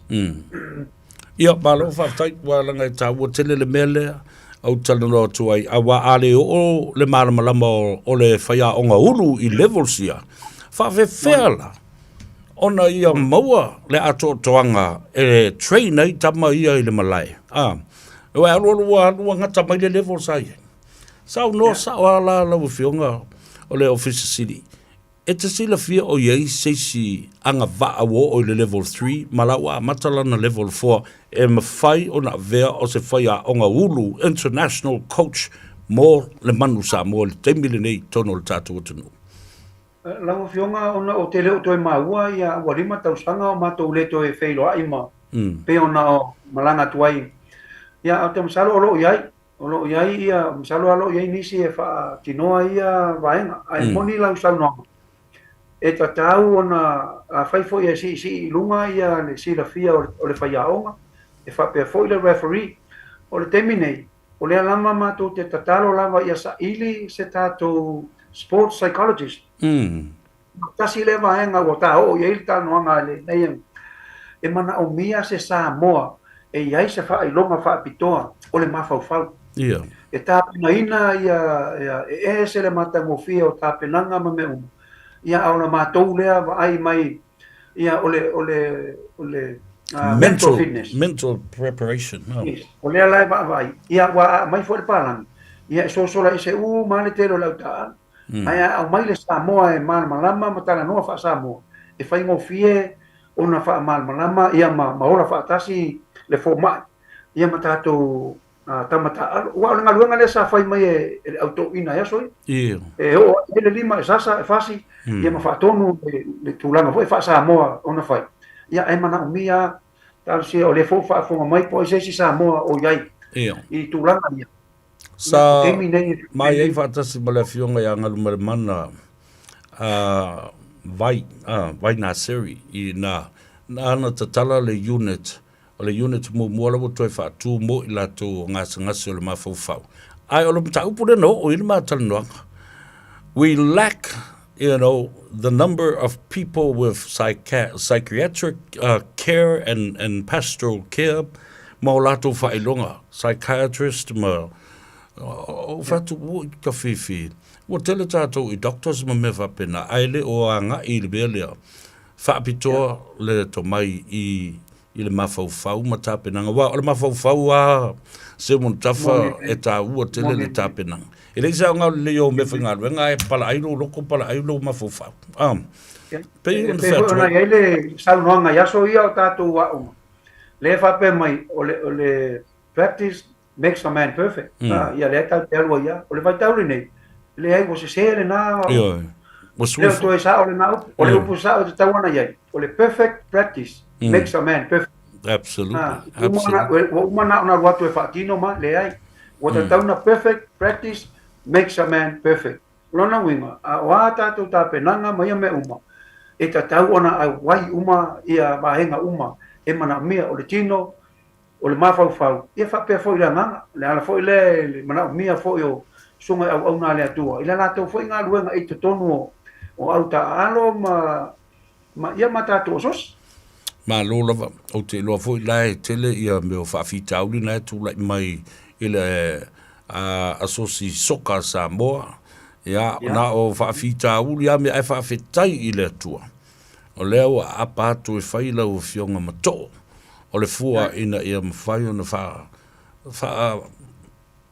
so solo le ia fuafuanga alualu mamao o le tātou malo walanga o le luma na ile o tātou tangata ma o le tātou malo o ta aloka a wale le leita mo iti le aonga bambea whapena maisi atinai o mai atinai le aonga i le mwhaino ngalo oe le uso ma tātou uma sa tātou ta alu ma a mio valia solo il tauranga mo la ma feilo ai i mea o si ai o tātou ainga whaaftei tele la fuatu i la witu o le whaafonga fo i le to tele o ainga o me masani ya mi se fo le tātou o lo malosi le tātou skopa i nei lei a le whionga le te fono ia whapea fo i le lātou lau ya ma to telefone uso mo to fafino lo mato foi me pea ya ai tawa lunga mai lo fionga se mutafa atu alo malo sina pa mato so mato famtalanga sa o famtalaina fo i le mato riunele tau sanga le nei le mato te nei o fatu le o asoia ya mo ya mato la tiki ya le fionga sa vea ma se uso motua ya sa mato ta alo fatas ia famtalale a uma ia ta longa al matu first 50 na o male mo moe ai o walu e ave sa ve fa fusu i fa la wala ai o marka o la kafe mo moe ia na o le tu le ele le ia o pe ia o le coach le o le ia ele o no mai ala tu tanga luenga sa fa wa sa ta o ia monia o ia lo fai fo ile ta longa le ia o le box ya ele tal tonu na fa tai o la fa fo mai ya ato ao ya le ai o nga luenga le sa fa i aso ai fa tai te vea la le tele sa mato fa mtalanga ya ai fa tai tele mo le amano ya atonu fo i sa moa o ai o fa fo mai ma tulanga uma pe ona ya ele ai ele fa mo ya se tanata i sona malos li lava fa fo i le tua o le toe va la wina ia e toe o mai e toe fa au ia nga ruenga matulanga uma ia e le mo tangata ia e mo le ati na enga o le tatou atunu ia pe foi o no to fa fonga mai o tatou wala la fanga mafia anga tua ia e monia ia tala fo i pe o tatou tala no ai pe io le special punyala va ia talo fa ia vila o le foi o toe li mai fo ia o mai tatou atunu ia masalo la matanga tau sang ia o le ato o atu tua tato fai paanga matulanga uma ia ole recreation ale ole va uma una sila fia e sa vai ma polu ia tato por kalame sa fatino ia la tato toi fa wa lea wani me taalo wani vaenga ma fai ona eu foi tato o talvo sa vea ia la e ai se au tu tua ele o ia fa soa me taalo ma ia la asi le vaenga ole atina enga tomu e kalesi o tupulanga talvo o alama ia ta longa e fai i temi o aso malo Roma i tua weekends e o ala o fai ngalua mai fai e o ai ati ai ia o nor soi fua malo loina lia lava mai ia upu ala tunu e anga foi fa anga tama e fe alo fani e tupulanga lia lava peina tasi le vaenga e lango mai tele ia fai fe au le matute ia ona o ia tapu e ai le ola foi le fa le nganga ma i tulanga uma o Roma ia e tarton ia e toi moliatu la nga faftai savea la nga tatu temi ia ia so le la le uma i foi ia wa no e fai ona tatu fasoa ia tatu fasoa foi ia e Samoa la foi sa fa fonga mai se upu o so potu pe so polangi la to fa fonga ia tatu la foi ia no le inga e la fa fonga le tua ia fa mangalo foi ia talanga i se upu fa le ton ia e lo fangia vea ia malof tala ia tele ia ma tau sango le yaso ia sa matu fa talanga le manu ia tele ta po inga Samoa foi ia o mama ia tato uso foi sai ia fa penao na ia le tua me uma le yaso ma tato maftanga malof tala ia ai foi ia uma fonga tau mori o le pulenga e me se foi o le au finga le radio Samoa nei le foi wa e tala ia awa foi le tulanga o le tautua i le malo manatu o leo a fai foi to sivi ia o faiva o madusina sa tof si ai le litai fa malo fai o le faiva Malo fo i le tō whātatala o manino ai au whala. Ma le mata le vai i isi o mata upu. Ai tā ua tele tā longa. Ale tunu talo whaena i o tā mātua. Si au ta mā, mano mātou ta mā, i asosio ta longa. Sa filo ai lava ma ai filo ai nei tō ina. Ia pātea ma lavea. Talo whai. Ia, alo whātu si tātou tina, ia antifolau, ia, ma mo ilo na malosi, mana i o tātou ainga. O i nei pelo matua? Ia. Ia. O i ole ua mamai, o le ua nei. Talo whai. Ia le. Tai tua, o le ua patanga mai al fo mai. Ia, o le ua mai nei e mate ngā lue ai. Talo whai. Ia, alofa te le atu. Ia, maduia au whaiva. Tā te wheilo i pēa. Ia, ma pui fo i le li, e mō le tō whāma le whautanga, mō so whina ngalo, a wasa a mō, ia whapea fo i le matanga ruenga. Alofa tele mō lau whionga soifua, ma ia manuia. Ia, whaaftai, ia, manuia tele. Ia, le nasa mō tō whafunga mai, tā walunga tua i le talanoanga, ma le whionga ile Officer City. Nei mele ngalo ai. Wa mana ta alo first 15 a o kapiteni le naile. First 15 le aonga. Ya, na masi i lola i ole au tapuai. Ia po ai mate special le na po whaoa, po ai lava.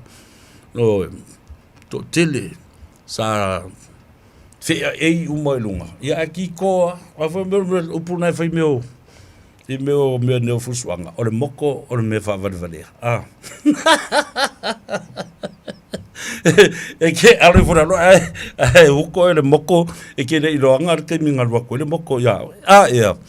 Ia le na suanga le va tele tatu talie fo le de yaso le o tatu le tula tolu tatu wo se malolonga.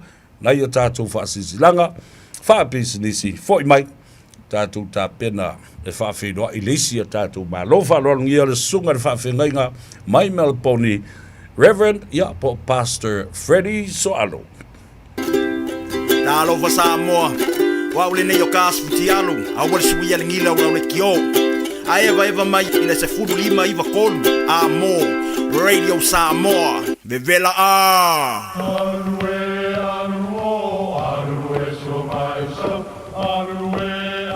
Samoa o le atunu ua mai au na tofi o le la au ua mai au ngā tātulanga e le to e tau au whangaina o le vai fo i ua malili ua mai au na saiki. A o lau polo kalame o le vau filifili. Ua na o se toi wha amanatu. Ua na o se toi whangu ia ua nganuu Samoa. Mau upu ta oto, mau upu tu. E ala lea i ala ngā upu ma muanga ngana, ma le vau ngana. A wane i emisia le tātou polo kalame. Iafi o aso lua ta itasi le itu la e valu i lunga o le Radio Samoa. Ia manu ia tele, lau mai moanga ma lau whaasaunga Samoa. Tala whalava Samoa o foi neyo eni ma le tatou whale tā vale lau iloa o le Car for You. A whailava ta sa ili sa tā vale, le aise laisene pe maua le laisene a o e whaingaluenga tū mau ma le leilo suafa. Whaingo fia lava le Car for You na fsoswani mo oe, maua le tatou cashback pe a mana mia le fsoswani. Tala whalava Samoa o a whaile nei o lofa, awa nei ngalo le tatou Facebook page le Car for You, pe te su mai le matoto atu si tolu se lau Kreisau Front Manrewa, pe whaso tai mai le mato telefoni, over te lau lolo a fitu whaiva na walu, pa fisili mo en po alofa. So whasei fua. Whauta o le whanau o le tofi mai le li, salamo sa lausu fitu whaupatolu. E leo toi umi ai o le aso whapitoa le whanau le lotu tamaiti o le neitau sanga. Whaia mama dad, e pu e mai se video lau tau loto po alo pese, o na lafo mai le website radiosamoa.co.nz, o lo le link e lafo mai lau video. Ia awani over mane tolu minute, o le video e telean reactions lunga le Facebook o le Radio Samoa, o le ama o le whailonga. O te tala tau vanga le taimine nei, whangata video se las tofis fulu o katopa i le iwa le tai au, whailoa whailonga i le afro se fulu lua le awaudi o le aso lavarina. Whabore bole, e na o videos at a mighty taito tasi. Manuia tele loto maiti, mai le pulenga ma le au whaingaluenga ale Radio Samoa.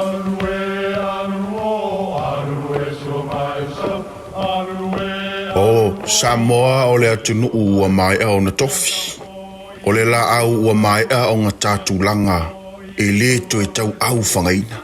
O le vai fo i ua malili ua mai au na saiki. A o lau polo kalame o le vau filifili. Ua na o se toi wha amanatu. Ua na o se toi whangu ia wanga nuu Samoa. Mau upu ta oto, mau upu tu. E ala lea e ala ngā upu ma muanga ngana, ma le vau ngana. A wanei e misia le tātou polo kalame. Iafi o aso lua ta itasi le itu la e valu I lunga o le Radio Samoa. Ia manu ia tele, lau mai moanga, ma lau whaasaunga Samoa. Tala falava Samoa o foi nei o eni ma le tatou whale tā vale lau iloa o le Car4U.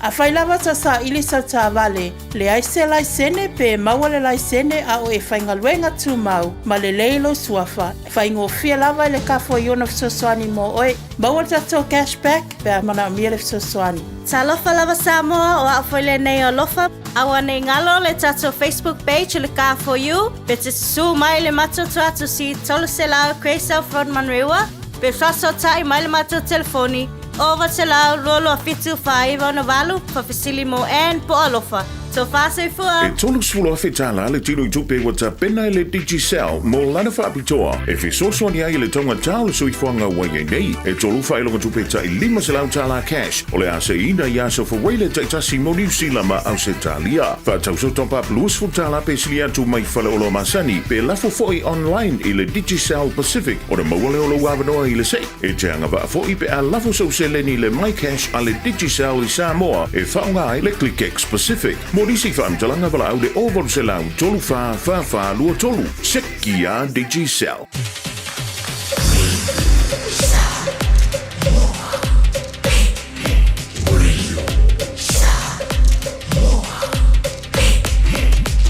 Tasi lingoi betul, amo. Sabalinga lea ua amato. Fuanga maolo ola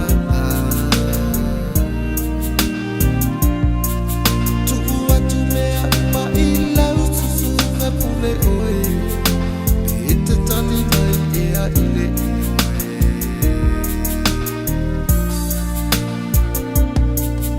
Uale gauna o fia maano o tu ise ufumano Ite tani mai ea isunga pule Wala paneli e pametali mai Le iyo upolonga e ua e fulu tua mai Sei mali e mafaunga Se ihi mao ina naunga Ne ite ua e toe sona Ai te patali tali mea mo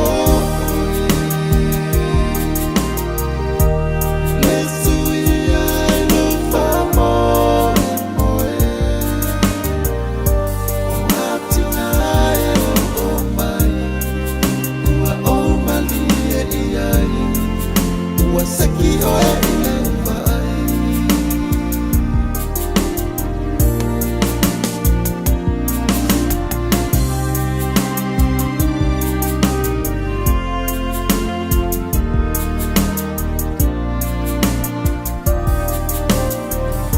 Sasana mai pungaula ai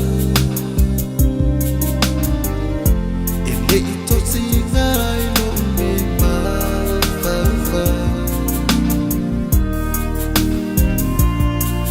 Taula mea ola uva ai ile fetu Olo la malosi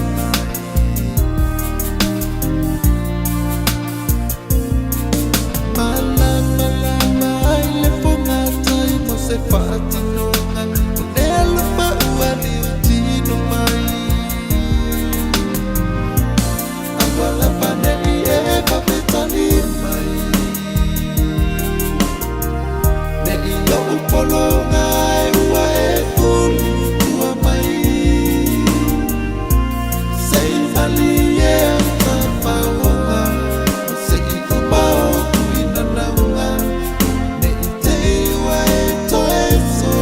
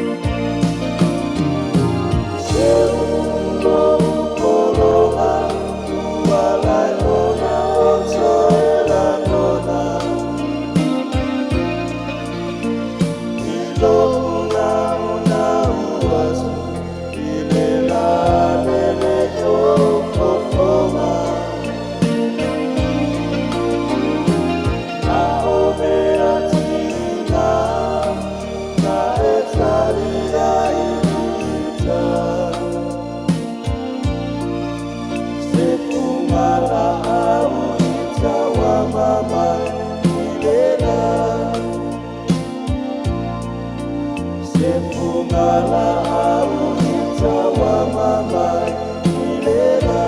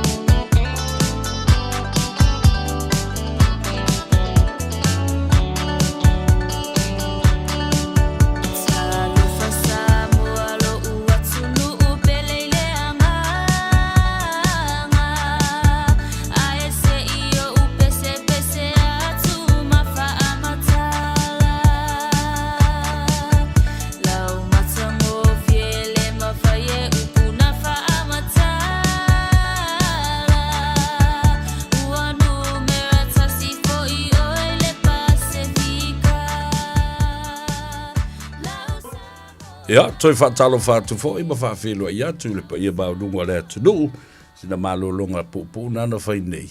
Se kase pese se e si vaima e ku urunga ke wosi ma le pou ko whale. Rea hanua e whaapengi, ia le pou ko whale. Ma se e tu tasi lunga, mtua ima mawhati munga I manu kau nei. Ia masalo o le aukilani a toa leo lo papa ai fai titili ia mawhapena fo I ona malosi ai ia timunga. Ia aile tu aile tātou ngā ruenga. Whasesilanga le nei na ona whaamanatu I le pa ia mawalunga ia ma au mea ma mae ia whapea fo I pa anga tō tino o le e kalesia e whakasa ia ma le lātou sa ina o le ngā ruenga sa whaia o le hall ia ma sesi fo I vaenga o le Malta tapuai ia lela ua mai ia le tapenanga ma wa ia fo fa mo e tau na fa u fale ma sa I ona tulanga masani pala awa tuai ma le ava tele ma le fa loalo e tawai I le afio mai ma su mai si o tatou mori mawina fa tasi le fa moi o e ala le sa ina ma tala alo ia le ngaluenga ale e whakasa I manurewa. I le asfaroile aso sfuma le valu o ke topa, lua whelua sfuma le wha. No whanga e whaia ai, 5 sfuma le tasi Jellicoe Road I manurewa. 5 sfuma le tasi Jellicoe Road I manurewa. Ma o le Porakalambe le nei o le aso. Tāle tu la iwa, poto ma whailoa ai ile sauninga lotu. Awhale tu la e se fulu, te talalo ia le tātou hall, mo le awanoa e mai mo ai, ia le mamalu o le au fia. Tāle tu la e sfulma le tasi, o na tātou walo lea, ia e lafo ipu a inga e fito I tonu lava, I mata fale o le au lotu. Tāle tu la e lua, alo le tau mawhitanga, ia matali le sua. Awhale tu la e wha alawi loa, ia le au mafola o le mamalu. O le wala uria ia whapea foi ma tā whale ma le kalesia. Tāle tu la e 5, tātou ruru 5, ma fusi ma kisikisi ia ma whaafitai I le lofo le atua ua mai ama le manuia. Ia tā whaatou whai lola ia lea o le whaasisilanga le nā mai I le kalesia I manurewa o le e whakasa mo le tue foi o le whaanga I le sunga I le toina ia Reverend Elder Talia Tapaleau, Malole, Soifum Ria, Lausunga, Fafinga, ia ai nisi whaamtalanga whaasota i ane ia le whailau tusi le toa wha i ala vea ngau time i le o lua tasi o valulua valu tasi lima fitu farm o lua tasi o valulua valu tasi lima fitu farm ia le na tātou se e maila ia lea a fiafia nā nei ia valaulia whaapitoa le mamalu o Samoa e langulanguina ia le sailinga malo le tawhatolu ia le pifala po le Pacific Leaders Forum whapena foi le fono fautua Samoa ia whapea foi ia le vasenga o le mafutanga a whaife au so whatasia e kalesia i au ki lani nei o le lātou fia le nā ia valaulia hai so stasi onos fulta la le tau le ticket ia whapea foi le tau mafutanga mātango fia manatua tātou te e vala vai masine uma ia na o le wha moe a o le taimi whaitawina whaalua i le pili lea le tātou sitseni Samoa po le sitseni New Zealand o tangata Samoa na soifua i le awhiu se lau luas fulma le wha se yo o le awhiu se lau whas fulma le iwa ia o le wha moe le na na ia sa o loto na i o tātou ta mamti nā mātutua o e na soifua i le nā vaitau a ua ave e sea whaasoli tu la fono e le malo New Zealand le lātou sitseni ma le lātou ai a tau e whewa i fua ai e le whewa i fua ai e le ini visa e kau whaia whewa i o lātou tus folau New Zealand o mai whaiba le lātou pensione tala lātou vai wa aia lātou fo mai e le toi tongia le ala na o le apa tuai pea i le malo le tunu le fiafia na nei i le Oats Club na usi le fia umai le tunu a fia umai le fiafia na nei onos fulta la whaalongolongo fo i se update i le tūlanga le wo o iaia tātou tāpenanga a wā a kako wo le lo le pas kasi alu ki kilo le kangaka e le isau e whaisanga kongisanga maa le mele o whakro la ele e ke le ki e lai lunga lunga fo le pas e ki e le pa o le pas wolo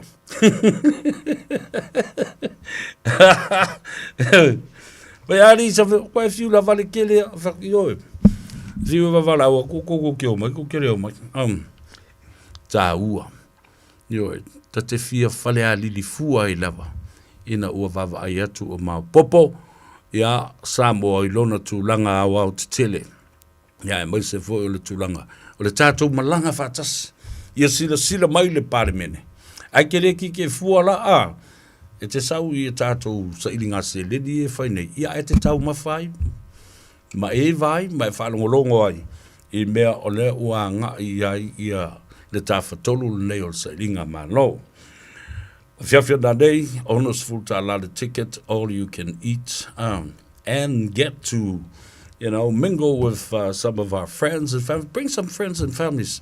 Yo, mai tatu nuti me ai, ma tatu tali e ai, i la fiafia na nei, wha mawhana whanai fo, i lesi o wale, le a whaisi malulu ke le mea. Wow.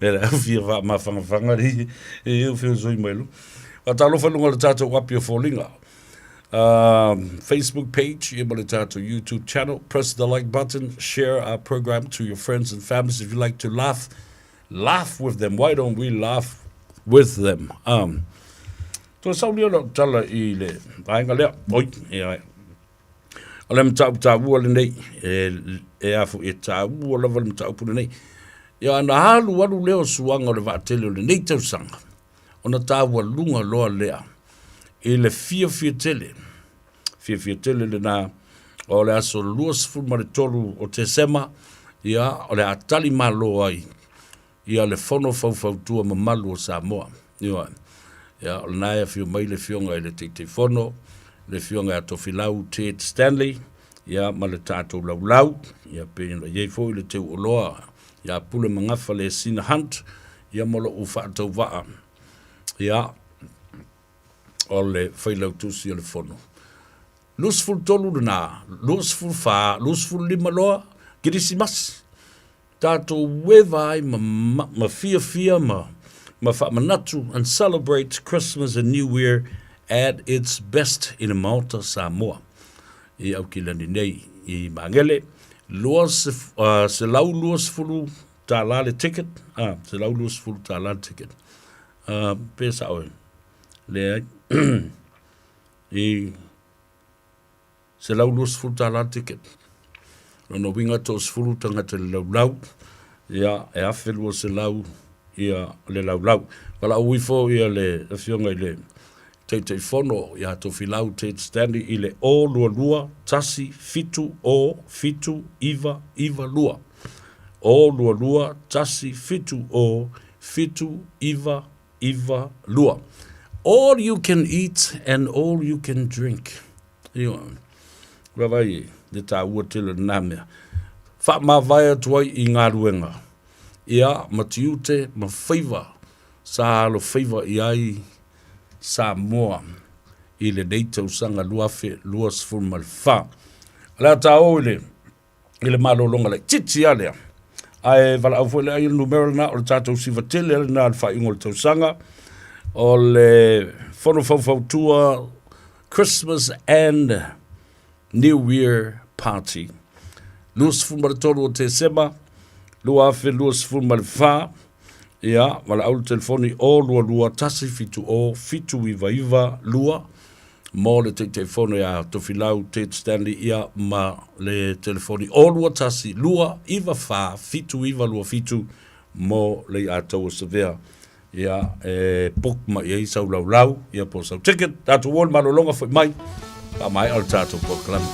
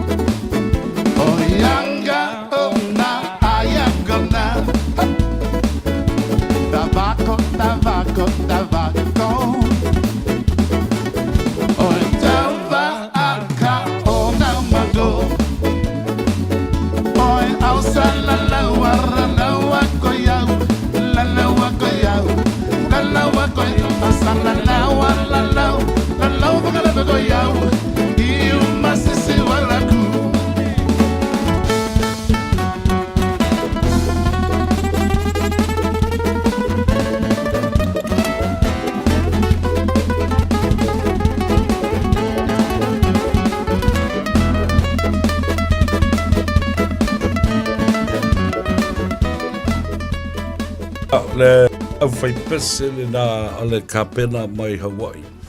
Mana tua la ile original au fai pese le na kapena. Ia ile tamatonga na sa ta base mai ei tua. O le tama mondia le na o le li pese la wiloa Josh Tatofi. Ia. Ta ua ia. Ia ai foi mo lona pito Samoa. O so o afele. O ile si pero me ai foi me lot. Fai mai o tula epa o le alo o le mali atua. Sole, ele o se alo o le mali atua. Ia tula epa. Wai le o nale me. O so o afele. Ia, so o.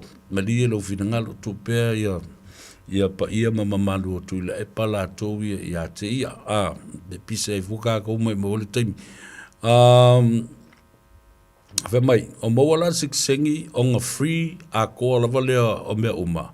E oi lava e ke le I contribute I ngai mea o le a maua I ngā. Ia pole ale sao o lau sau nuanga le ataua. I a mōru siksengi e free ai ia le meo le toi o e wa aini fō mai ma tutongi fō mai tau ngatā. Ia ma le tala ngā vai ma mea whapena. Ia mamau e fai ma le pensione le toina ma le matua pe a fai e malanga mai, fai le lato pensione. Ai, o le winga o le mere whea tuai nei. O lou sao i le tātou sa i le ngā se le ni masu o le tātou pasi. O lau onos fulta la le da le te sauai i le afia da nei. I le tau mawhitanga le tātou. Tena ale le tāwhatolu sa i le malo. Le alau whamatala, le ua whamanatu mai e le tua whine a kisa mai kisa. So le, o le makua maa ngai ama au le lei mai lau la eiri le ataua. Le ua o manatu ai nei. Ia i la tau na fua i mai o le tua wha i a lio. Po le fitalenga i a la vea whatau malama. Ia malona whaletua sa mātou whiduai. Ia matau au mai le nātou mea. Alofa lea, ia mai se fo le tau mawhitanga.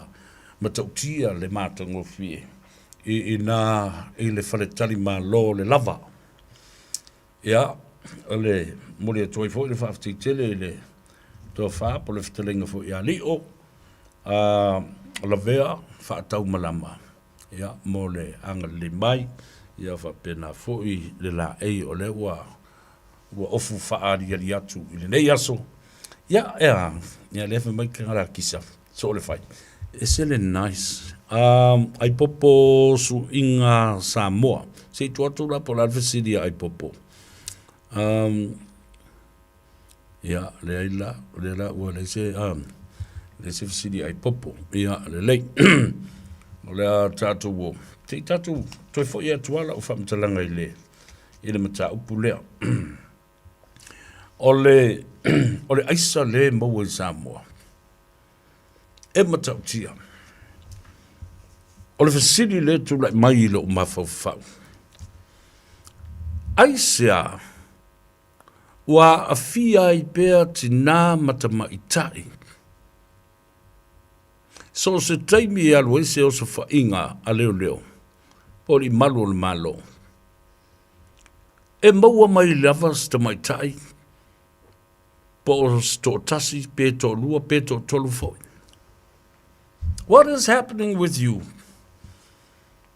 O lea tau te whinau nei i le se fulu pasene tau te sao mai ai te tonu o le mau te whanu ma le palemene e aveo ni sui. Asa i wawa ai. Peto tolu, peto wha, peto lima, still, ladies and mothers are represented. They are representatives. I le mele. Le isa. Fa mai foi o kou kiuke mou tō whiwa o le auli ma le pai. A o le ale mele fai.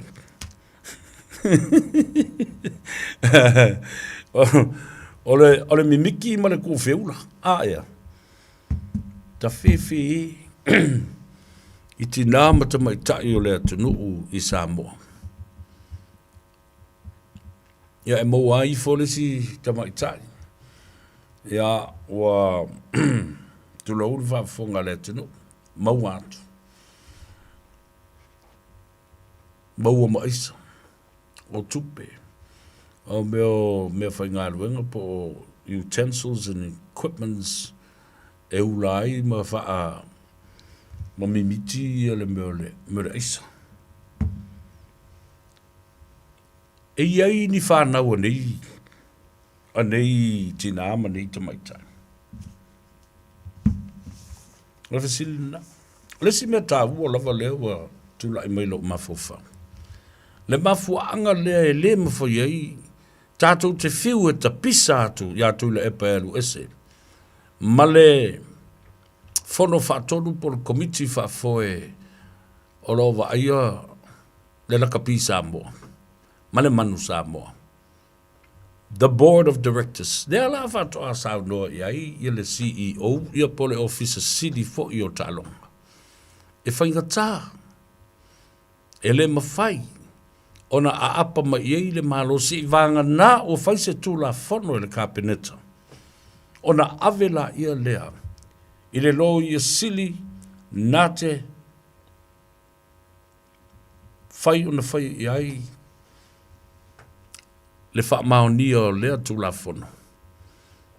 e lima te ina ai le minsta fo ya lau mutia manu fa pe fo i le fionga i tamalo sina. Se umanu tafa lua tua semi e pati. Ina ia fai ai se fai unga i tangata nei. Leanga o leo tau si sila mai. O ta alonga o malawa, o pisinisi fo i mena. E o fo i la e le stala i lalo le MCO. Po le ofisa e le stala ai ati na e ma pisinisi uma i le atunu. Ona run lo lea fa pisinisi. Run fa pisinisi e le mawhai ona apatu iei le malo. Ia lato operations ma lato tonu e fai. E o lava i le talo le tupe. Pau leo o le taimi e mana mi ai e le malo. O lato li poti wa umana o kika. So you see what I'm saying. Nea na whatu nei lau tala i le fionga ia Simon Tafa Luatua. E ta taula o na whai se fuafuanga e se tu la fono. E ma whai ei o na apa mai i le malo. Pe a whai o tele tupe le malo e aluai. Ai e le o wha o ngā ina le lei ma le tatau. Whatever na tatau. 4 miliona ma 4 miliona e lafu e avi ei. Whapena foi ma le IRB. De la kapia le lalulangi. E o i whea matupena. O e vai se fasi whanua o le malo. Po se fasi whanua o mia sa loto. Whaatau. Fau le fale ma fau le ofisa. Build a complex. O i. O le headquarters na o le lakapi a Samoa. It will become the headquarters. O le whaatumtumunga le nā. Ma o ina fo e au tū uma iai ma tapu vai tasi uma iai. Ngā o inga ale la kapi. Aia. Nei se me whaia. E o whaalu le tupe le mea, ma le mea, ma le mea.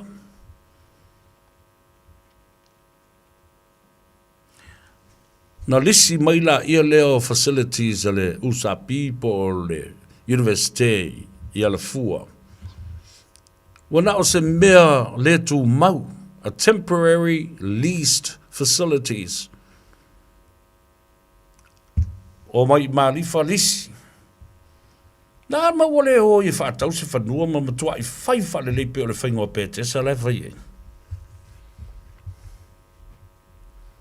Ngata sili nā le tūle mai. O whea atina ea, o whele atina ea.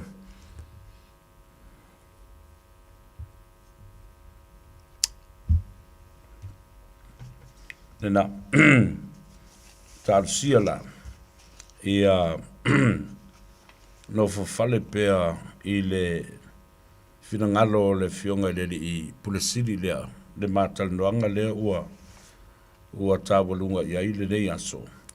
Ina ia, una ia lana minsta.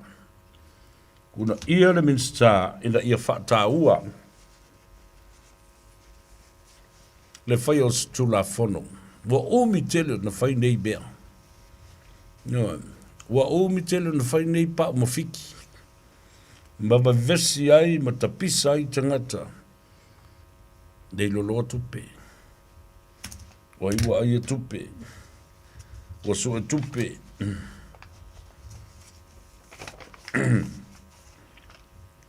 On nafisa o whamtalai nai. Ia le tūlanga wo o iai ia Donald Trump. Malana telefoni na ua tau fia e leo le FBI a Amerika. Ma sua ina lana telefoni. Ma o leo foi. Ua wha mautu wai nisi o morianga. Na au mai le special prosecutor po le special counsel Jack Smith. Kalonga mai auto au Amerika le. Whapeo, so le vai. Le fuko e loke mai kakporki ki re di ire. Awa e tā ua tele molo tō sire fia. Ua matua i tāo fia o malava. Data records or data records and subpoenaed them through a court order. Lala fo nai le ono whai atu. o le same principle leo le investigation e winga le mata upo tu au. Lea na mali wai tu au. Male mata upo ya Sam, male mata upo ya Limong. Tu lau swafu lela. La le mea o le mawhaiai, o le whaia. Se whai unga e au mai ai, se whaatonunga mai. E le whaamsinonga, po se tasi o whaamasino, na te sainia,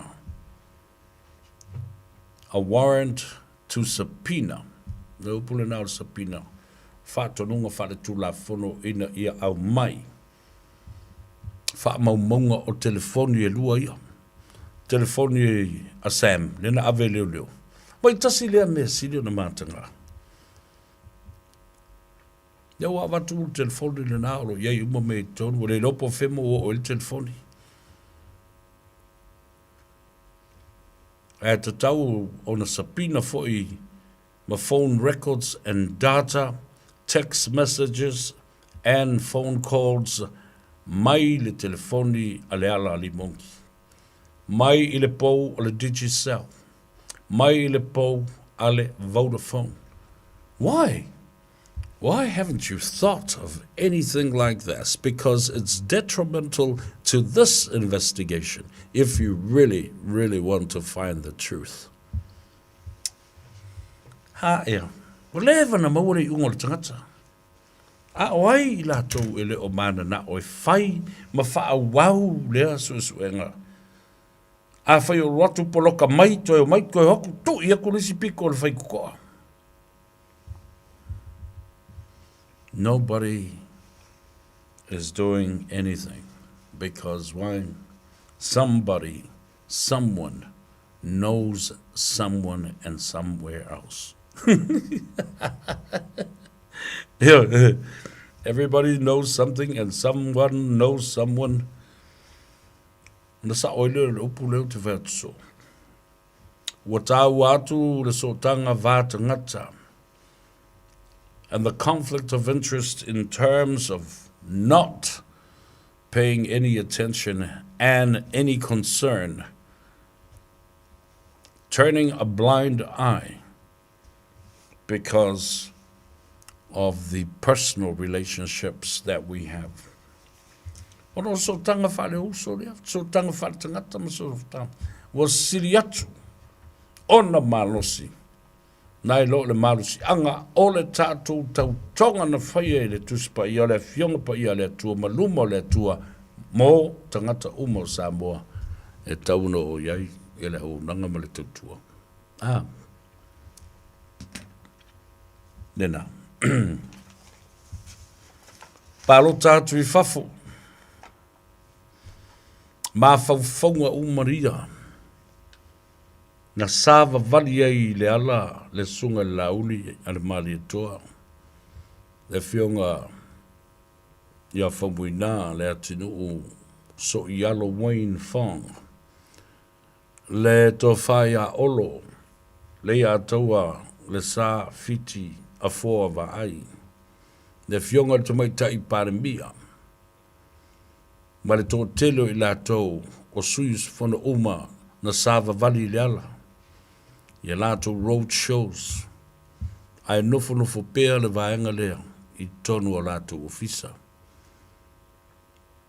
O leo whautua ina I tātou so se teimi. Tātou te malanga ai I Samoa. Ia wha marusi au I a te outou ie malanga atu I whafo. Whai tātou le stala. La umatala le stala. Le stala mai pei o.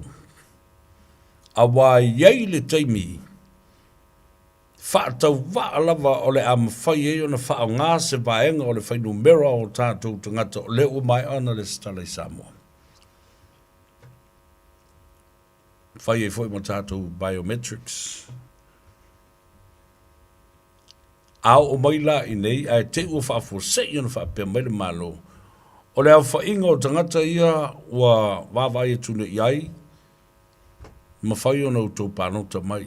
Electronically, Awa o lea ua umana tātou le stala I Samoa. Ai whātaitai atu la I le pūla o lea o tangata ua mai o na whai le stala.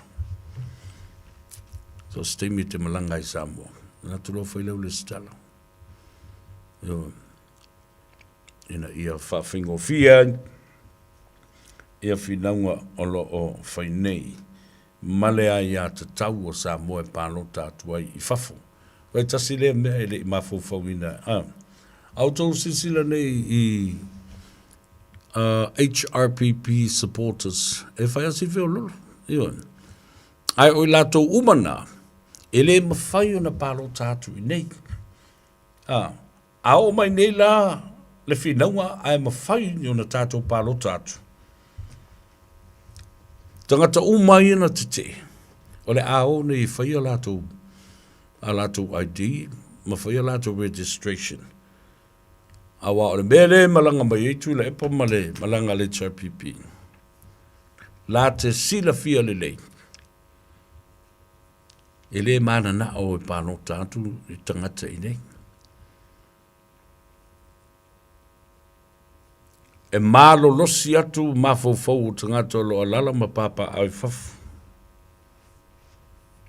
E le ngate le nā e le mālama e mata upu tau whai I vaenga whai po vaenga upu whai o mālo. Ai tele le tupe marasele. So in other words, ao nei la ina manuia le tātou whinaunga. Ko manuia atoa atoa I matangata I na musu e pālo tātou nei. Marasele na le tula I mai nei. Oi, a lau kako ka kaa ma le fia whiola ma le iungi ao ngā mangiru mga. Lea ua toi sulu mai le uru. Sulu mai e whātei tai I polo kiki mālo losi. Ale sunga lauli ale maria toa le ua tea Fosse Schmidt. This was all new thinking. New way of doing things. Walk the talk and go and visit people. Aapai tangata. Aapai tangata. Mena le ua whai nei. Tusa le ua apa mai tangata. Mau I lātou nei o te whaingoina. E masea lau whasal lau ngāri Vālea nei na I Sydney Australia. Using useful idiots. O meo vale au ngāia. E o e momori le sa vali e sa tani ma le sa vali e le pongi sa. Ma te ngata ua faa fefete ina ma ua faa malo ina e le tuo lato mafufau. I le fia a ai ma ngā lala I le fia papai I le tofi ma le pule o le malo Samoa. Silna, soli, la muku whiwa I solo ai. Awoi. Ia le nei. Vele nei teimi e whatalo whatuai I le te mai a Tavita na foi. Ia, ma siona whatua. Le tina le tofine a peata. Whawhonwhonga mo e folu tātu wainga I Samoa. Tala whātu le tina o le ainga. Tina pele ia mama o le tofa ia soalo. Le urua ia li la whaitele. Whapare pale mata o le alofa. O le wato e se fulu minute o na tale o le tu life. A ele whamwe moe so te mai ia Talenga ia so alo Freddy ia por sunga foi I le whawhengainga ia Pastor Fred so alo ia leo watua ia ala tatu o tasi se malolonga se tatu tali le titi na malwala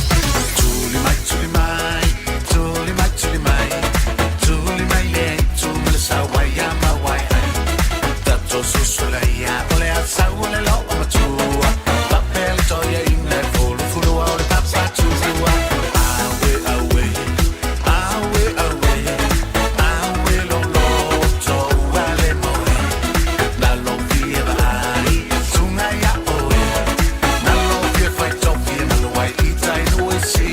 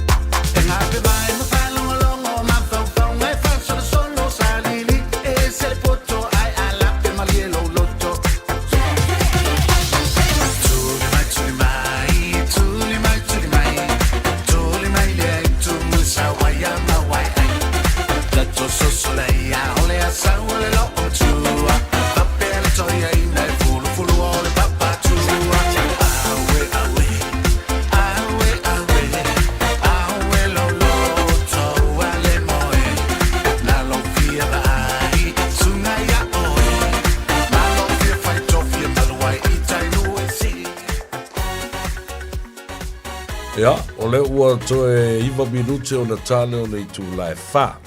A malulu atu o le maua sef so ta inga fo ima le sunga le whai whi au. Ia Pastor Freddie Soalo, mai Melbourne i Australia. Ia ai wha moe o le atu watu i lewa ia so. Ia on maua leo se awa noa fo i tala noa ai. Ma le tau o tele o le nei tiktai o le atunu. Yeah, tiktai o tātou tangata Samoa, community leaders in the forefront. I mea te tupu ma me whai ma lātou wanga le lei ma le teimi o lo tui nātou e au aunai o tātou tangata Samoa i Australia. Po whialawa, Melponi nea ro whamau tū wai. Ona o mai leo sa u whamtalanga i le aswan nafi pe no to fa fonsa ma fa tala no ai foi ma le fionga ile ai lu potea le ulwa I Palestine le na le Aukilani Samoa Rugby Union ya malu wa Palestine fo I le Otahuhu Rugby Football Union I lalo le fa malu Aukilani ma le New Zealand Rugby o se va inga mata ngasa ya ile lava yaso ya longo fa sta msanga ile so ai wo ta ofi uma wa o le a whaiwa whio le ini laufali. Tā ofi le uni tele au kilani ne toe o mai o ni laufali. Ona o le toi whaatua tuaina ma tali tonuina lo lātou saunga le mu. A tete lofa. I le tangata lena tu ia le laufali. O te ofo pe a whai le oe whaasifo ma oe whaatu ese. Ma ia matua I whai I eise ngā ruenga leo leo. Wa leo te whaalongo tu nei. O te tau masani. Tangata na whaia pepa o tangata nei. E nau o mai e tea. Mana tua la le whatu a maua le no mau. Just a permanent residence. A le o ta oto nei ma wha mawina. Lana soli ngā tu la whono grievous bodily harm. A ola le taimi o le suasuaina o le application le nā.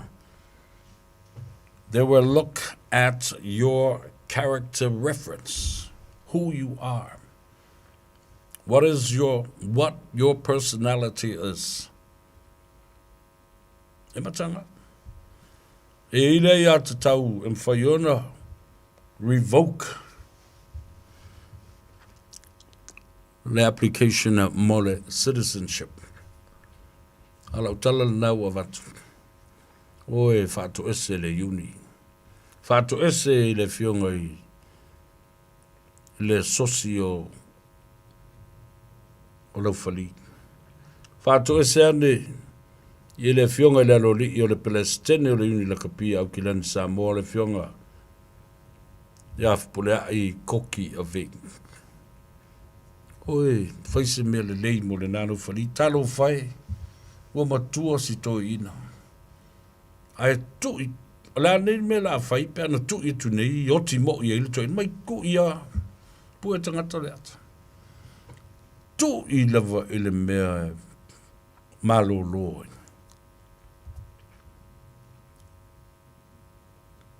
Tau tia le name. Mele le mi ngau le mwhaiona wha avasenga le I le whai eima le mawhau. E vai atua I le matua le toina pe o sou ta mapa o sou ta matua. Awa whaile nei mea. Le lava le tō le loto. Pala ai. E wha to ai o le ta'longa. O le ta'longa. E le te whai e le whani se whai unga whapena le penalty try. Ya le wanga woile. Le au vai o si le whani. Talo whai. Anga o se le whani sa moala. But any which way. Ele te tau na tupuni mea whapea. Le māta ngā whapea ei loa ai. Leo tangata e leite pai ai mai lea awa uina. Wha ngā upu ia watu. Le mau ai, ma toi oso ai, le mata o le la, ma se fina ngalo, ma se loto le lei. Mo le lumana. Awa o le tarasau e tene olo le lei, ia ta whiwhila le teimia watu ai le application na. Ma oi ma se morianga whasori tula fono e le office o leo leo. Ia, Samoa, mo seu I whanua le whātautinga ma le whātamasoari anga a le tano avalei asu. Mori atu le nganga whafti tere, I lo mafuta mai ia I maua I le leiva ia so atoa ele polo kalame o le nganga ifo o whaiva o Samoa. Ia manuia tele lo tātou tino u le angatu I le fiafia na nei, tā whaonga mai vaivanga, ia o a fwoi fontanga la tātou mafuta iai, ia whapena fwoi on marutia le soifua na lue ma le soifua tautua o le tino pe a whatalo loai. Manuia le sapati a tai au, apena fo I le upfolfola ia te utou lau whinga ruenga tofi le tua. Ia, anga leile tua, mau se malosi, tātou whiloa I le asunga fua o mua mua. I luma o le nu. Matalo sanga. Wha mangalo mai, ia, so mawhale tō. Ia, wha umatu le peselea.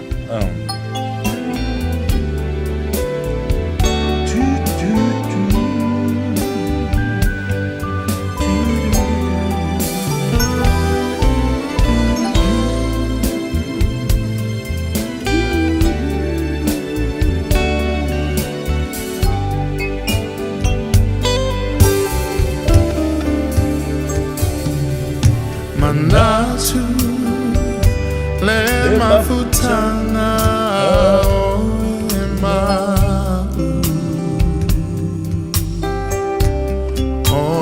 manatu maita o tu mawita ilo fatu